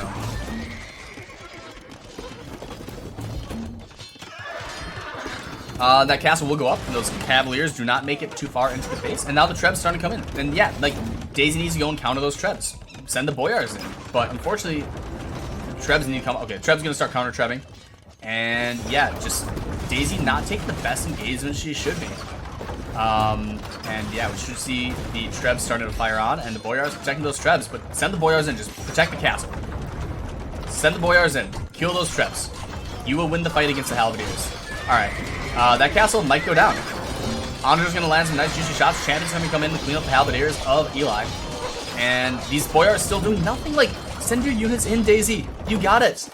Alright, starting to raid down here, and they're going to get a castle up. So Daihisee is going to be able to clean this expansion up, which will be very nice, getting control of that map. That castle survives. Send that one village to start repairing that castle right away. But losing some Trebs to the Onagers, and that castle should be going down. Nice shot from that Onager, taking out one of the Onagers and cleaning some of them up. But, I mean, the Boyars since the Boyars aren't helping out, so the Boyars finally going to start engaging, but those Siege Onagers are going to engage onto those Trebuchets. Going to lose a lot of Trebuchets here before the Boyars can clean up the Onagers, and so that's going to be 2 Trebuchets down. Third one might go down as well, and going to lose even more, but the Hussars and Halberdier Boyars should be coming in here to clean this up, and that castle does go down, but the castle continues to be pressured by these Trebuchets. The Trebuchets are going to be taking down this castle. If that castle goes down, finally repairing it with some villagers. Very nice job. We should see the engagements coming in here, and the numbers definitely favor Daihisee. And expanding over here, needs to go check down here and make sure that this continues to be cleaned up. Doesn't want to allow any reinforcements to come in from Eli, which is going to start happening. Those Boyars are going to come in. They're going to snipe those villagers. They're going to snipe these siege onagers, and that's going to be a very big loss, because now Eli will have a chance to reinforce that area. Trebuchet going forward. I don't think that Trebuchet should be used as a meat shield. The Boyar is going to be sent forward to raid this base, and Daihisee still has a 50 villager lead, but like no longer has a military lead and is losing ground fast, losing a lot of siege. And I don't know if Daihisee, I mean, this castle should go up because the Boyar aren't paying attention, but this is not looking great for Daihisee. Like, yeah, Daihisee still has the advantage here. Daihisee still is definitely favored right now, but considering how the last game went, I'm a little worried. Okay, Hussar's going to try to snipe some of these Trebs. Honestly, I would have sniped those Onagers, but those Onagers are going to land some shots onto these units, clean that up. 2 Trebs still remain, and yeah, I mean, this castle is still trying to be repaired, but that's a lot of stone going in that castle, and that castle should be going down. A lot of army for Eli. Eli's starting to massacre his army. And Daihisee doesn't have a military. Where is Daihisee's military? Only 23 military, not rebuilding their military. Does have a nice economy going, so that is nice. But, I mean, so does Eli. And once his castle goes down, that's going to ruin this entire area, and that's going to allow Eli to expand onto the map. But Eli is going to lose a lot of villagers here, so that is unfortunate. I mean, just the military isn't there for Daihisee. Daihisee needs to make sure to boom, or to mass up their military, and yeah, this is just a lot of pikemen, a lot of hussars. You need that farm, you need those farms up right away for Slavs, and so as good as Daihisee looked at the start of this game, once it transitions into a little bit more of the mid to late game, Eli's just showing that he's just not going to go down without a fight, and the Halb Onager micro definitely in the favor of Eli, winning a lot more fights there, trading a lot more efficiently, and take out that TC. Okay, you have one Boyar to clean up that TC. That will eventually go down. Also, you could steal the farms of your opponents. That's a lot of free wood there. But, I mean, now it's going to be a Halberdier fight, and your opponent has Siege Onagers, so it's some proper Siege Onager micro. Boyar's going to try to engage onto these Siege Onagers with good attack round, but going to land... Oh no, those Boyar's not attacking. Oh no, those Boyar's not attacking the right units. So some bad micro from Daihisee, not attacking those free Siege Onagers. That's going to allow the army to get cleaned up by Eli, and so Daihisee is definitely on the back foot now. Yeah. Boyar's going to try to hop onto these trebuchets, and that's going to be a lot of dead units, so needs to get some good micro and take out those siege onagers.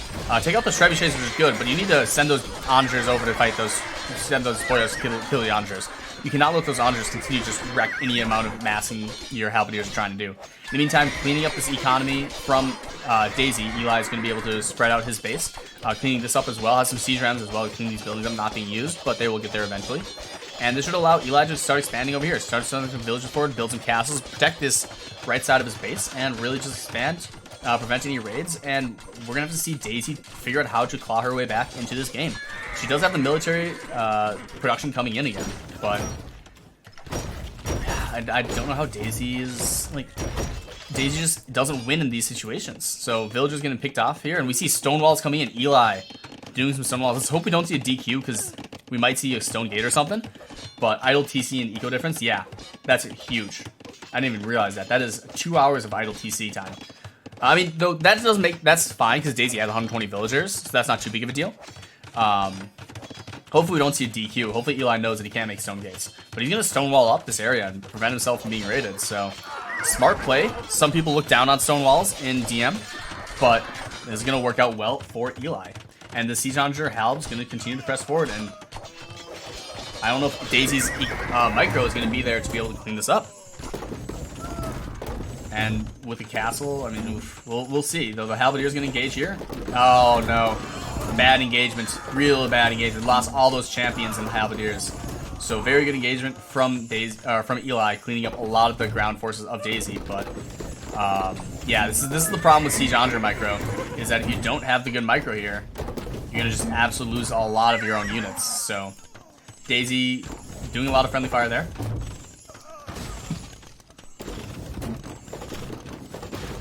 And yeah, Treb started to fire on this castle, so that castle should start being pressured. Second Treb shot should be involved. Monk getting some heals on, which would be nice, but with the amount of you know, siege onagers, I don't think that's gonna be too big of a deal. Gonna try to get a conversion here.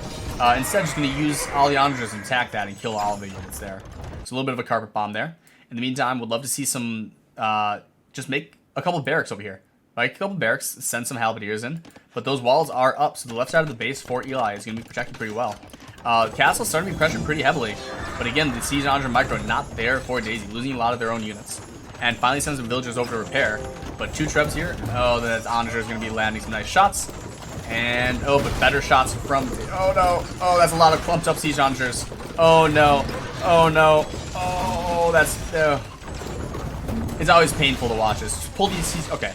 So cleans it up, and that's a lot of Siege Onagers down. I mean, honestly, when you saw those Boyars landing onto those Siege Onagers, you pull all your Siege Onagers back to prevent them from getting sniped. Siege Onagers are exposed, and Halberdier's not protecting those Siege Onagers, unfortunately. So that's going to be two Siege Onagers taken out, and all the Boyars taken out by your own Siege Onagers. So, and those Cavaliers are going to come forward, and again, the micro isn't there for Daihisee. Daihisee not protecting their Siege Onagers. No! There's two more Siege Onagers lost to Cavalier. Oh, it should be. That second... okay, no, they're going to engage on the foot units instead, and, actually, nope, that is going to be two Siege Onagers. That is a very, very expensive loss for those two Cavaliers to take out. In the meantime, they're going to try to get this castle up, but I mean, the siege rams are going to come forward, and those siege rams are just going to make a beeline towards those trebuchets. And, oh, and they actually sniped that foundation. That is unfortunate. That is a lot of stone loss for Daihisee. So now we should see how the micro is. In the meantime, we see Monk's trying to convert the rams. That's not going to go as well as you hope it is. But the Onagers going to land some shots, and I mean, no halberdiers here though. Those hussars going to be able to forcing some friendly fire out of Daihisee. And so, unfortunately, this halberdier going to be pinging away at these Onagers, and so long as the micro stays consistent, I do not think Daihisee will be able to do well at cleaning this up. So Hussar is going to continue to go on forward and keep harassing these siege Onagers. And the siege Onagers are going to get dangerously low on numbers. They're going to be losing a lot as the Hussars continue to thread it and losing more and more siege Onagers. But the left side of the map is going to be nice and controlled by Daihisee, which means that Daihisee's going to be able to control these wood lines, which is going to be very important. And I mean, the villagers are going to come and try to build these castles, and if the castles can go up, Daihisee does have the military lead again, so Daihisee could try to leverage this advantage. Just needs to get the halberdiers to protect these hussars, or to make sure these hussars don't get taken out. Meantime, Treb's going to start engaging on this castle, so Eli is always a step ahead and making sure to engage onto the buildings that they onto the castle foundations. But some good engagements from the siege Onagers. One siege Onager remains, but that castle does go up, and Trebuchet is now starting to fire on this castle, and that castle will be going down to these trebuchets. But in the meantime, castle for Daihisee also going down, but repairs coming in. Yeah, it looks like Eli's going to forfeit that castle, but I mean, he's won the siege Onager micro battle, and he has a couple siege Onagers remaining, as opposed to the last one being picked off for Daihisee. And so this is not looking good for Eli, and Onager is going to be able to land onto those trebuchets and start taking out some of these trebuchets. But the Boyar is going to engage onto those siege Onagers, take out that castle, and the Boyar should be able to snipe that on. And yeah, you just see the halberdier is always in a better position to protect the siege Onagers of Eli. And so Daihisee, even though Daihisee has more map control, could start expanding over here. Boyar is just staring each other down, not making any pressure over here. You make a couple halberdiers, you make a siege Onager, and you make that siege Onager cut through the tree, and you could just start raiding all this juicy economy. I would love to see some raids, but Daihisee is focused back here, and Eli's making a push back, even though not having the military there. Daihisee a little bit overbooming. This is the problem with overbooming. If you overboom, you end up with too many villagers, and now you're not able to match the army number of your opponents. So Onager's going to land some shots. We're going to see some Onager trades here. And so far, the Onager numbers look pretty good, so cleaning up all those Onagers forces Eli's army to fall back a little bit. But I mean, there's nothing to protect these siege Onagers, so those halberdiers and hussars are going to come forward. We see a forward castle from Eli gaining control of that hill. And with the Treb behind it, it's going to start taking out these production buildings. And this is not looking good for Daihisee. Daihisee's going to lose a lot of forward production. Trying to get as much of that gold possible. But a lot of idle villagers, a lot of idle economy. Almost twice the idle economy from Daihisee than it is for Eli. So, and there's the stables. I do not think that Daihisee is aware that, I do not know what I forget what the hotkey is to see what the view is. I don't think Daihisee knows about these stone walls. So unfortunately, these hussars aren't going to be able to do too much. It could go and try to flank in and try to snipe some of the siege, but so many halberdiers coming out for Eli, and with Eli's skill at microing Onagers, I wouldn't be surprised. But it's going to be a switch into halb rams for Eli, and those rams are going to be very good at cleaning up this forward base. And I mean, Eli's making a very nice slow push over here. I would love to see us again siege ram or siege Onager over here to chop through here. Would be amazing. But looks like the hussars are raiding the back of the economy, so getting some good kills in here. The eco kills definitely going in favor of Daihisee. Going to start raiding the economy as the hussars continue to go forward and do a little bit of pressure here. But I mean, it still has to deal with this fight in the middle, and the champions are going to be on patrol, not really doing too much here. But needs to go engage and take out that trebuchet, but the trebuchet and ram going to be taking out this building. Send that ram to clean up that ram. Okay. So hopefully this castle stays alive. Halberdiers popping out to try to help with this fight, but they should be cleaning that up pretty quickly. And yeah, the champions should be able to do pretty well to clean this up. Hussars continue to be a little bit annoying here. Both units just running past each other. Finally, Eli realizes he probably wants to go clean that hussar up.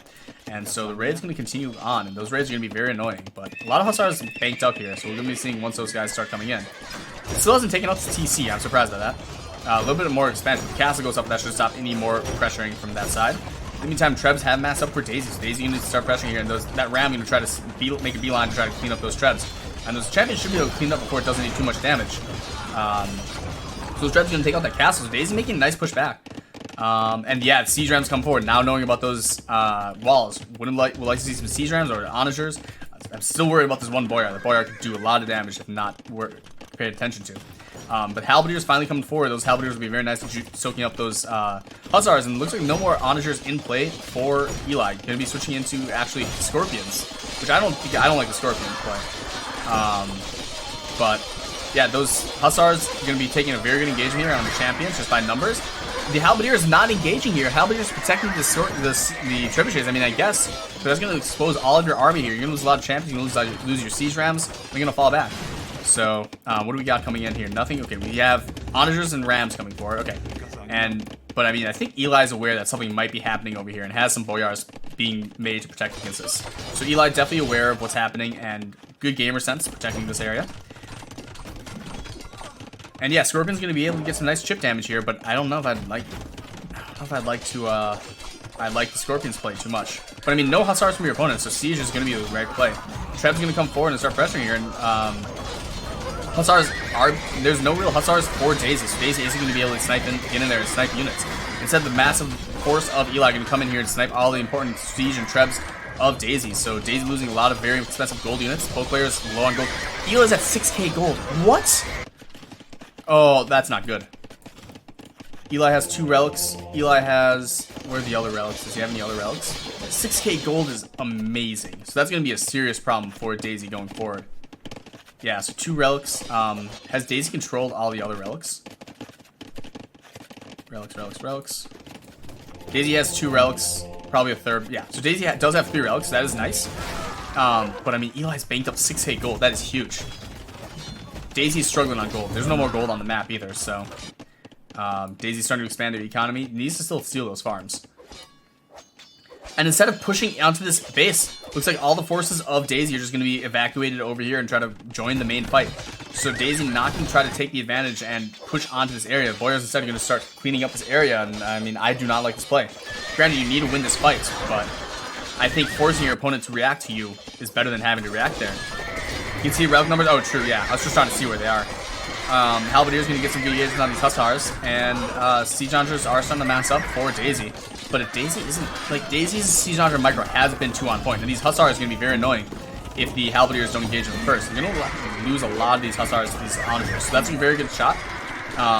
But, I mean, these Onagers lost a lot of those Onagers to those Hussars. But now, like, the Halberdiers going to come in, and Hussars from Daihisee should be pretty good at cleaning up some of these siege units, maybe snipe some Trebs. In the meantime, yeah, Hussars going to come in here, and you need to pop these Hussars out and help out in this fight. You can't have one Boyar fighting multiple Boyars. And yeah, I mean, manage to push this back, so the Hussar is going to be running into Halberdiers for Daihisee. So Daihisee still has the advantage here, with the relic advantage too, but Eli is not making any gold units. Eli still is sitting on 6k gold, has 2 relics, and is starting to push back on this force. Like, okay, Hussar is going to come out, and those Hussars should do pretty well at cleaning up some of these Boyars, but I mean, with 4 Boyars, I think those 4 Boyars are going to be fine here. And Daihisee has managed to do it. I mean, the Trebs, though. The Trebs from Eli just staying alive so much more than the Trebs of Daihisee. So those Trebs are going to start taking out some of these production buildings. There's going to be a good engagement here. If the Onagers need to be microed properly, this is where Daihisee loses a lot of units. And yeah, going to see and these Hussars are just going to hop onto these back units and kills a lot of their own siege Onagers. So this is the problem with going to heavy siege Onagers. That's just, if you don't have the micro, you just lose. And those Boyars just absolutely decimating all the Hussars. That is ridiculous. This is why you need to make some Boyars of your own or some Halberdiers. Those Boyars will clean up this forward base, and that's going to be no raids. And this left side of the economy is not going to be touched by Daihisee any further. Instead, we're going to be seeing the stream coming forward, and Onagers aren't good if they're kind of firing onto individual streams. They're going to see the stream through here and snipe all the siege of Daihisee. So Daihisee losing all their siege once again. The Halberdiers not being involved. They've both lost well over 100 units to friendly fire. Yeah, you can look at the KD. Daihisee has 1,100 kills, and yeah, it's insane. Eli still has 5k banked up, though. That's the most important figure here. So some skirmishes going on. I think Daihisee's going to lose this fight just by numbers. Halberdiers not joining the fray fast enough, and now the Boyars sitting in the middle of the lake, getting ready. And we see Stonewall starting to come in for Daihisee. Daihisee knowing that they have to protect their economy as well. I think it's fine, but you could have, I don't know. You can't really probe too much I mean, it's a good move. It's a good move to wall up. Your opponent's also walled up, and you're forcing all the fighting on this side. But I would have loved to see some pressure over here. I think this was a huge missed opportunity. You send the ram in, you take down some of these walls, or even you just cut through here, and you get into this economy, and you win the game. I think that was the best path to victory Daihisee had. But because Daihisee hasn't been able to win really any fights on the side, they keep winning some, but I don't know. So production building starting to go down for Daihisee. Eli starting to mass up his force, has 3-1 military lead, and protecting the Trebs. And you know, I mean, nothing really you can do about the Trebs from Daihisee's perspective. Too many halberdiers protecting this, and the micro is just so much in favor of Daihisee. Daihisee is taking out these middle wood lines, so if the game goes very late, it's going to be very nice. But I mean, all these wood lines still exist for Eli. Still has these wood lines. Going to probably slowly open up these wood lines as well. So, but it's not quite in the woodline stage of the game yet. Still a lot of gold banked up for Eli. 3 relics still in control for Daihisee. So Daihisee will have the gold advantage as we go on. But no, not a lot of woodlines back home for Daihisee. So Daihisee will have to start exposing a little bit to try to get onto these woodlines. If these boyars start finding out that these villagers are over here, there's going to be a lot of dead villagers for Daihisee. But I mean, the Rams and the Trebs are going to start coming forward, and the military is just so much in favor of Eli. Andres will need to be microed properly, but as we've seen throughout time and time again in this match, the Andres micro isn't really there for Eli, or for Daihisee. And those Hussars are going to try to engage onto those Andres, and gets a good shot, so cleans up all those. So that's actually a pretty good fight. Didn't lose too many of their own units, but now they're losing some of their own units. And yeah, cleans it up. So, you know, a very good engagement from Daihisee, probably the best they could have hoped for. And now needs to pounce on this. And right away, you can see the Trebs packed up, and they're going to save those Trebs from being taken out by the oncoming siege onagers. But, I mean, in the meantime, the siege onagers continue to go forward and going to kill their own units. As the units start massing up again, going to land some nice shots here. But, alright, so cleans up all those units. So Daihisee maintaining, I'd pull the siege onagers back. Don't send the Treb forward. Why would you send the one Treb? Oh, this is bad. I'm going to lose these units. That's a really bad play. So, Champion's coming in, though. That should help clean it up. But that one siege onager going to clean up their own Treb. And Trebs from, onagers from Eli going to be able to land a couple of nice shots. I would not push there. You win, you hold back, and, yeah. Oh, God. Oh, God. What a bada boom. That was a good, oh, man. Yeah, the onager micro just so favoring Eli. Eli getting so much accidental value just by these onagers. Oh man, gonna clean all this army up. And that's a lot of onagers massed up for Eli, and Eli's micro is there. And oh man, a huge Hussar raise we missed entirely.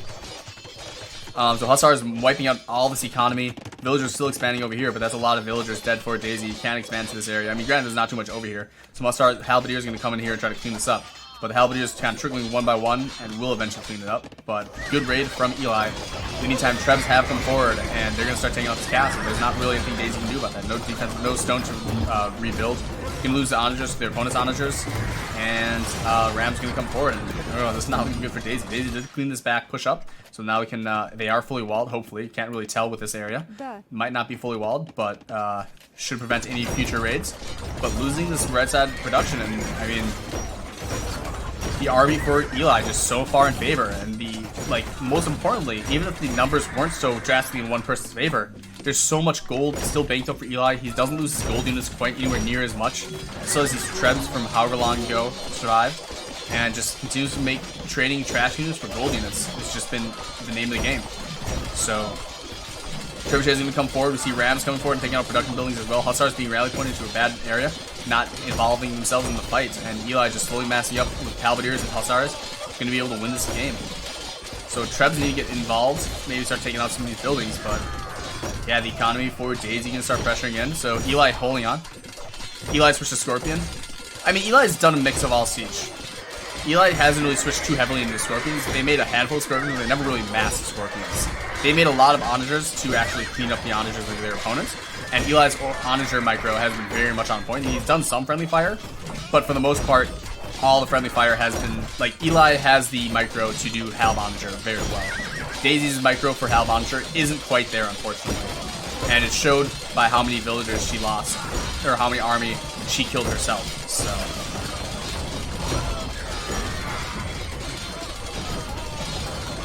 Yeah, just the army's starting to flood forward for Eli. Still 130 villagers for Daihisee, so not end of the game.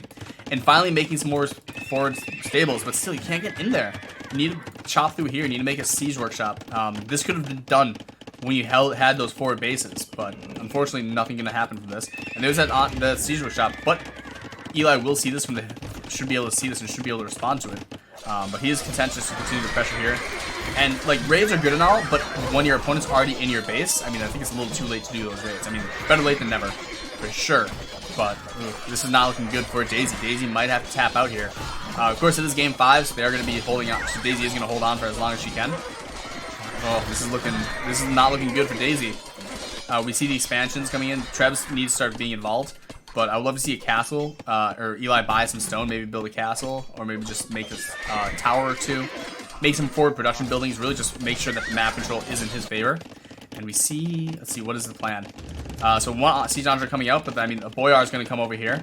And that boyar is going to be starting to send over here, and those boyars will be able to snipe those siege archers pretty well. So I don't think anything will come of that. Again, Daihisee missed her chance to actually do that push about 20 minutes ago. And yeah, there's going to be some good fight back from Daihisee, evening up the military count a little bit. But the gold unit's definitely in favoring Eli. Eli still has 4.5k gold left. So Treb's going to go down, and the Ram's going to keep pressuring here. And I mean, Daisy's going to push this back, but without any gold units. Oh, and what a Andra lands one shot and a quick wall, quick gate. Oh wait, hold on. Oh no. Oh no, Brizzlin. Is that a DQ? Oh no. Oh no, this might be a DQ. Like, that was a sick quick wall. That was pure RM instinct. But that is a stone gate. You are not allowed to make stone gates in this tournament. Oh no, what a sick series. It might end. Oh my god. We're gonna have to get. Oh no. We're gonna see how this turns out, but we're gonna keep watching. But oh, that's really. That is purely instinct. There is no thought involved there. There's no malicious intent. That was purely I am open right there. I need to wall it up, and stone gate is the fastest way to wall that up. So, oh no, we'll come back to that. But Daisy's gonna make a push here, and yeah, gonna get cleaned up, and Eli should be pushing here. Oh my god. I mean, chop through here, so not gonna be too big of an issue, but like. We'll see what happens. Hussar's gonna flood into the base, and that's gonna be a lot of dead. That's gonna be a lot of dead units. So good raid from Daihisee, gonna get some pushback, and we see the Hussars raiding in on this backside. But Halberdier's gonna chase him down, and the villager's gonna be trying to be protected, standing under the TC to be protected. And oh man, and going through Daihisee making the next level IQ play, chopping through using this one Andre instead of trying to take out buildings, taking out as much woodline as they can. Try to, in case this game continues to go long, prevent as much wood from your opponent from woodline's going to be mattering a lot. So we see the expansions coming in, and so the Hussar is getting some good engagements here, killing a lot of villagers. So Daisy's not out of this game quite yet. But a big push in the middle, fighting underneath this castle with a ram here, though. That ram should be able to clean this up pretty quickly with Halberdiers supporting. This castle should be going down. And yeah, Halberdier is going to continue to push forward. These Halberdiers need to be doing something, but the Scorpion's going to try to find these guys. And Halberdiers, go take out that. If you take out that ram, the castle might stay up. The Halberdier's not going to engage on the ram. Okay, the ram does go down, so that castle might stay up, which would be a huge win. Instead, the stone walls are. That's another stone gate. Oh no, he's doing another stone gate. That is instinct again. Eli might not be aware of the rules. Oh, this is not good. I'm so upset this game is having stone gates involved.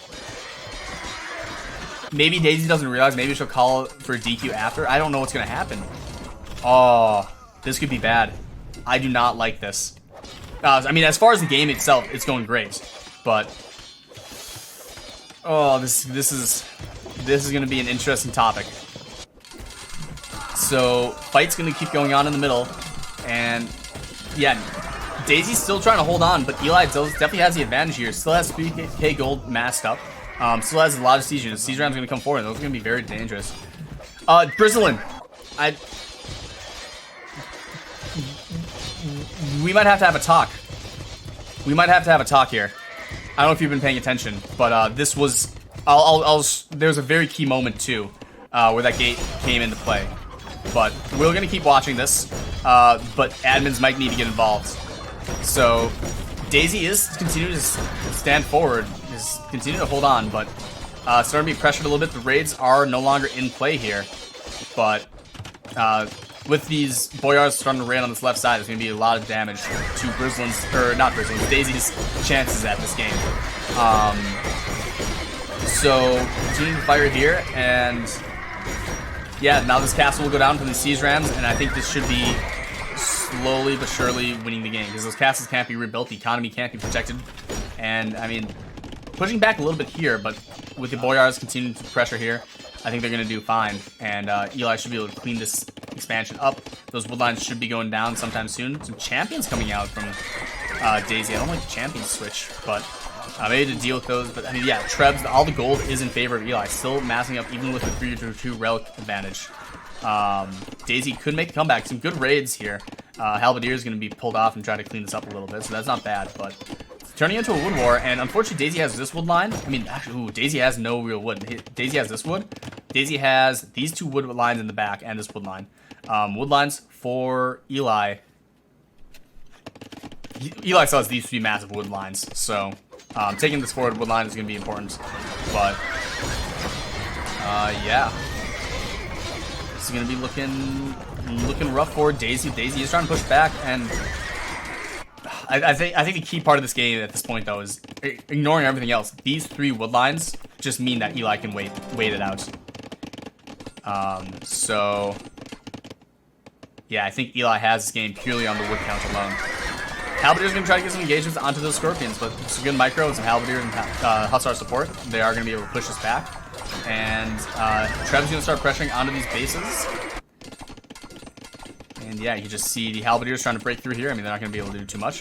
Why they're prejudiced against stone gates? They have feelings too. I mean, say what you will, that's the topic for a different discussion. There is a hard rule in DM tournaments that stone gates are not allowed. Like, that is a hard rule. So, I don't know if that's going to be a DQ at this point in the game, but that is... The rule is no stone walls, or no stone gates, and no bombard towers in DM tournaments. And this tournament has that rule set, I know, because Grizzlin does not like that. Does not like them as a standard DM player. So those are against the rules by definition. So you can argue whether they should be or not, but the main reason is that they do tend to slow the game down to a crawl, because both players just stonewall up and have gates in. But those Halberdiers are through, so managed to take down. An Onager cut through here, taking out some more woodlines. So they're going to be into the economy of Daihisee. So Daihisee is getting into the economy of Eli, killing a lot of villagers here. So that's going to be continue to be annoying. But I mean, the mass of army for Eli back here is going to be a problem with Trebs here and some rams. If Daihisee can focus on trying to take out those rams and Trebs, it just allows the random foot soldiers here. Daihisee does have a chance. Continue to do some more and more raids. So going to kill a lot of economy here. But Eli has a lot of resources banked up. And yeah, we're going to be seeing a lot of base trades going on right now. But I don't know, this is going to be close. Daisy's holding on for dear life, but with some forces being sent back home. And yeah, Eli does win. Eventually, Daihisee has to tap out. No more wood for Daihisee, has a couple wood lines left. And the main base is being wiped out, and Daihisee won't be able to rebuild that base. So well done by Eli winning the best of 5, but now we're going to be needing a, like, this could be dangerous. Like, I'm so upset that happened.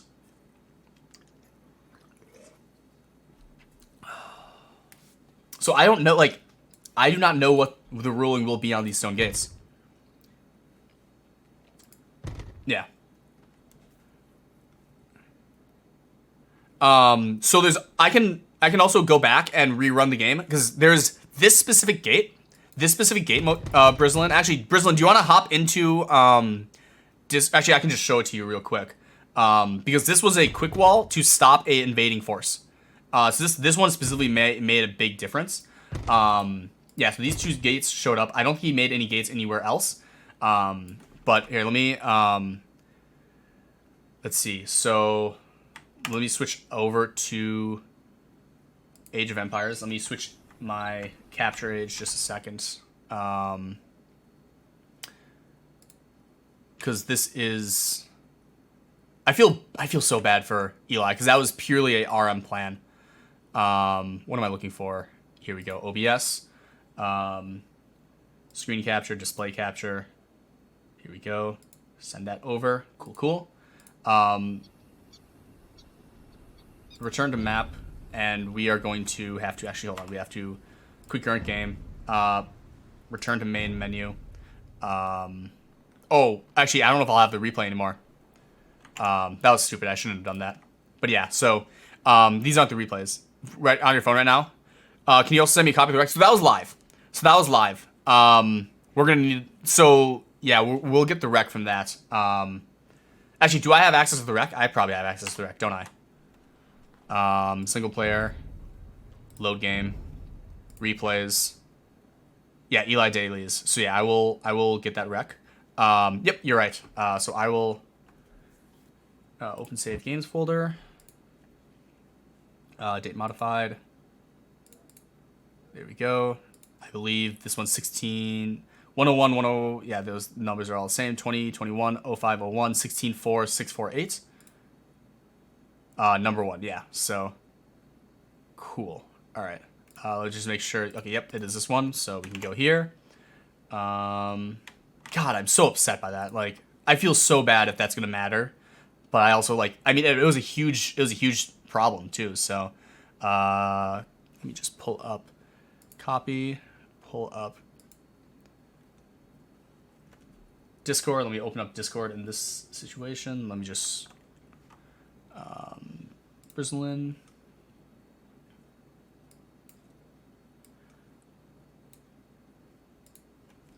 There we go. So I'll go back and replay this real quick because I do want to see this. Oh, in DM in the channel. Yeah, I'll do that as well. So we're gonna fast forward here a while, and then eventually we'll get to the point where we need to. In the meantime, yeah, you want me to post? Do you want me to post it, Bristlin? Do you want me to post it in the? Where do you want me to post it in DM? Do you want to post it in? No, this is all fine. All right, cool. So yeah. Oh. Okay, direct message. Okay, yeah, I did that in direct message, so. Because this was a really, really solid game by Eli. Like, a really solid series, so. Oh. I'm so disappointed. Here, while this is running, hold on. Oh, that's not what I want to do. While this is running, I'm going to switch over to intermittent. Oh, where's my mouse? There we go. Here we go. Intermission. Oh, what a game. That was a hell of a series too. Which is why I'm so upset that it ended that way. Like if that was like first 5 minutes of game 1, you know what? Sure, whatever. They made a mistake and they won't do it again. But at the end of game 5. So yeah, so we can talk a little bit about can I turn audio off by any chance? We'll just leave it. So the main reason behind, and other more experienced DM players can explain this a little bit better, but the main reason that they usually ban stone gates and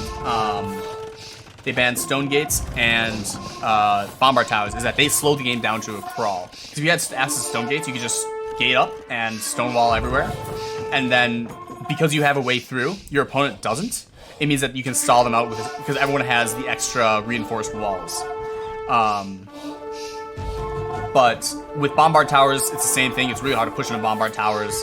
But if you don't have stone gates and you wall up like you did, in order for your units to get through, they either have to go all the way around like you were seeing, where they would run through all the way up here, or they would you'd have to delete a section of the wall to cut through, and then that allows your opponent to send units through. So without stone gates, it prevents massive turtling, or at least it reduces the amount of turtling available to both players. So I wish I had the Capture Age, which could go even faster, but I don't have Capture Age Pro. Maybe I should get Capture Age Pro. I should have gotten Capture Age Pro for this, but oh, here's the last piece of toast I had.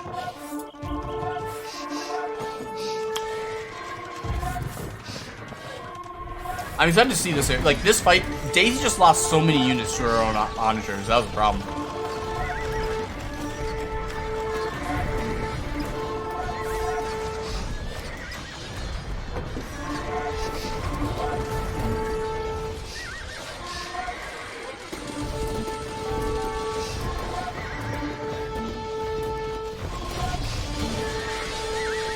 So here comes the stone walls. So right away, Eli doesn't make the stone wall. Like, he doesn't do gate right away. We actually checked this. Was the game late game? It was very late game, yes.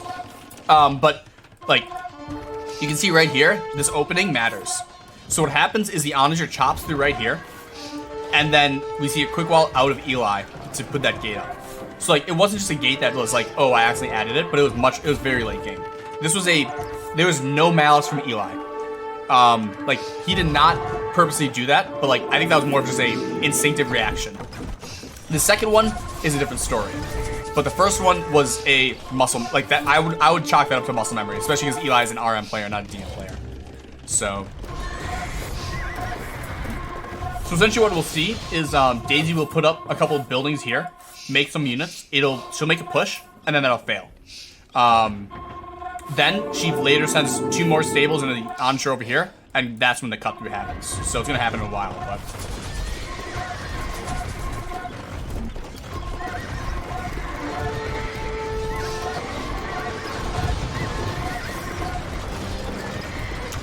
oh, hey, Kubo. I hope Kubo's doing well. He's a little lad. Very British.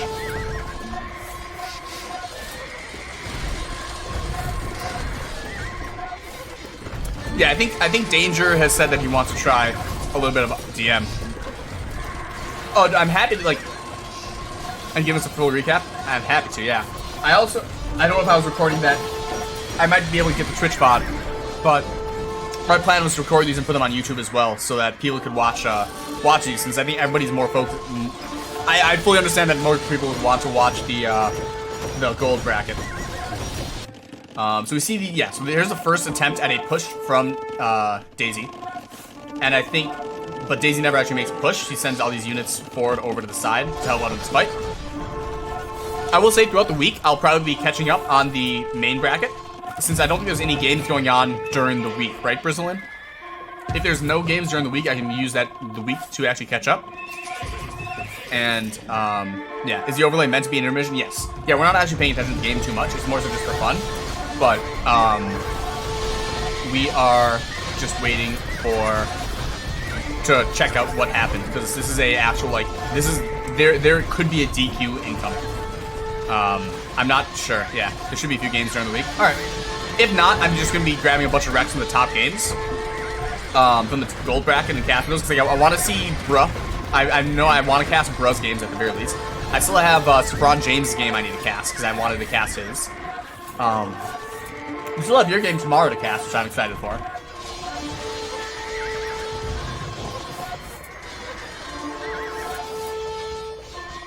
And so yeah, still no gates. Is there an opening here? There might be an opening here. That's hilarious. Yeah, he chopped through. I don't think he ever noticed. That's an opening.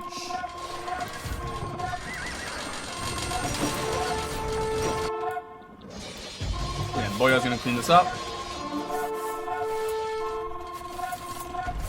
And Brizzlin, I don't think there's any other Silver League games going on tonight, right?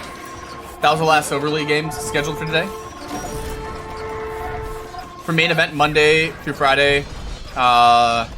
Okay, so there are going to be events going on, scheduled by players. Excellent.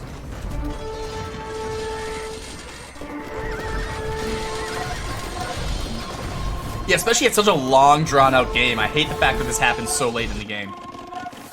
So even though these Boyars are standing guard, Daihisee sends a really sick little sneak bill over here to do this. So we'll see this soon. More villagers coming over here, still fighting going on. And then Brizzlin, let me know if you want me to pause it once we get to the moments, in case you need to get the other admins in here. Just because I already have it up. I'm happy to do this offline as well if you want me to pause my stream and do this offline so we can discuss it in not a public setting. Or if you guys just want to make up that decision on your own, but at the very least I'll show what happened. God, this was such a sick series too. Alright, so now we're going to slow down, because this is going to start happening. I do want to see if he's... Okay, so he does see this right away, because he does have the line of sight. So I actually don't know exactly when it happened either. But here's that siege workshop. So we'll go normal speed. Like, okay. Yeah, and you guys can see it fine. The map, we're still good. I do like the reaction, though, from Eli, though, because he does send Boyars over to come clean this up. So, villagers go back, Boyars come over to try to clean this up, and he does, Daihisee gets a really sick Andre shot off. Okay, so we should be seeing it sometime soon. Hussars have masked up, and Andre is here.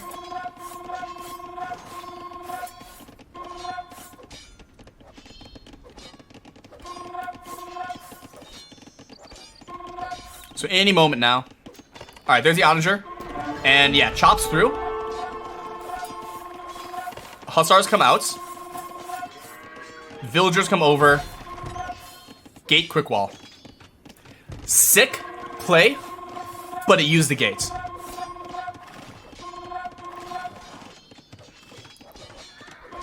So that was a pure, like, that's a muscle memory thing. That is a muscle memory thing. I do not blame him for that, because he's an RM player.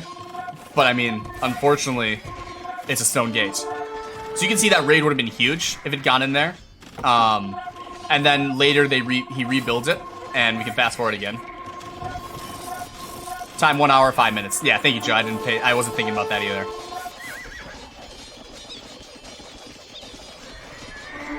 Yeah, so 1 hour, 5 minutes. First gate goes down.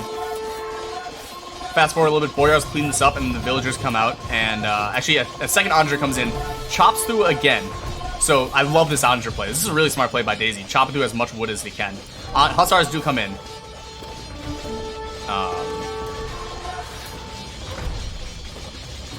And then chops through, and so here's the stone walls.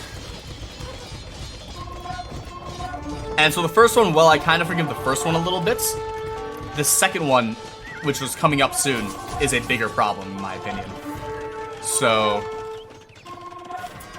they sniped this, sniped that villager. Villager's coming out, cleans it up. Builds this wall, and there's that gate. There's a second gate at 110.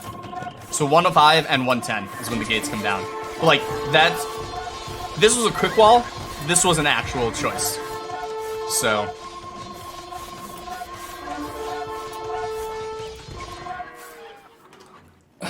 so unfortunate that it ends that way. Let me just switch over to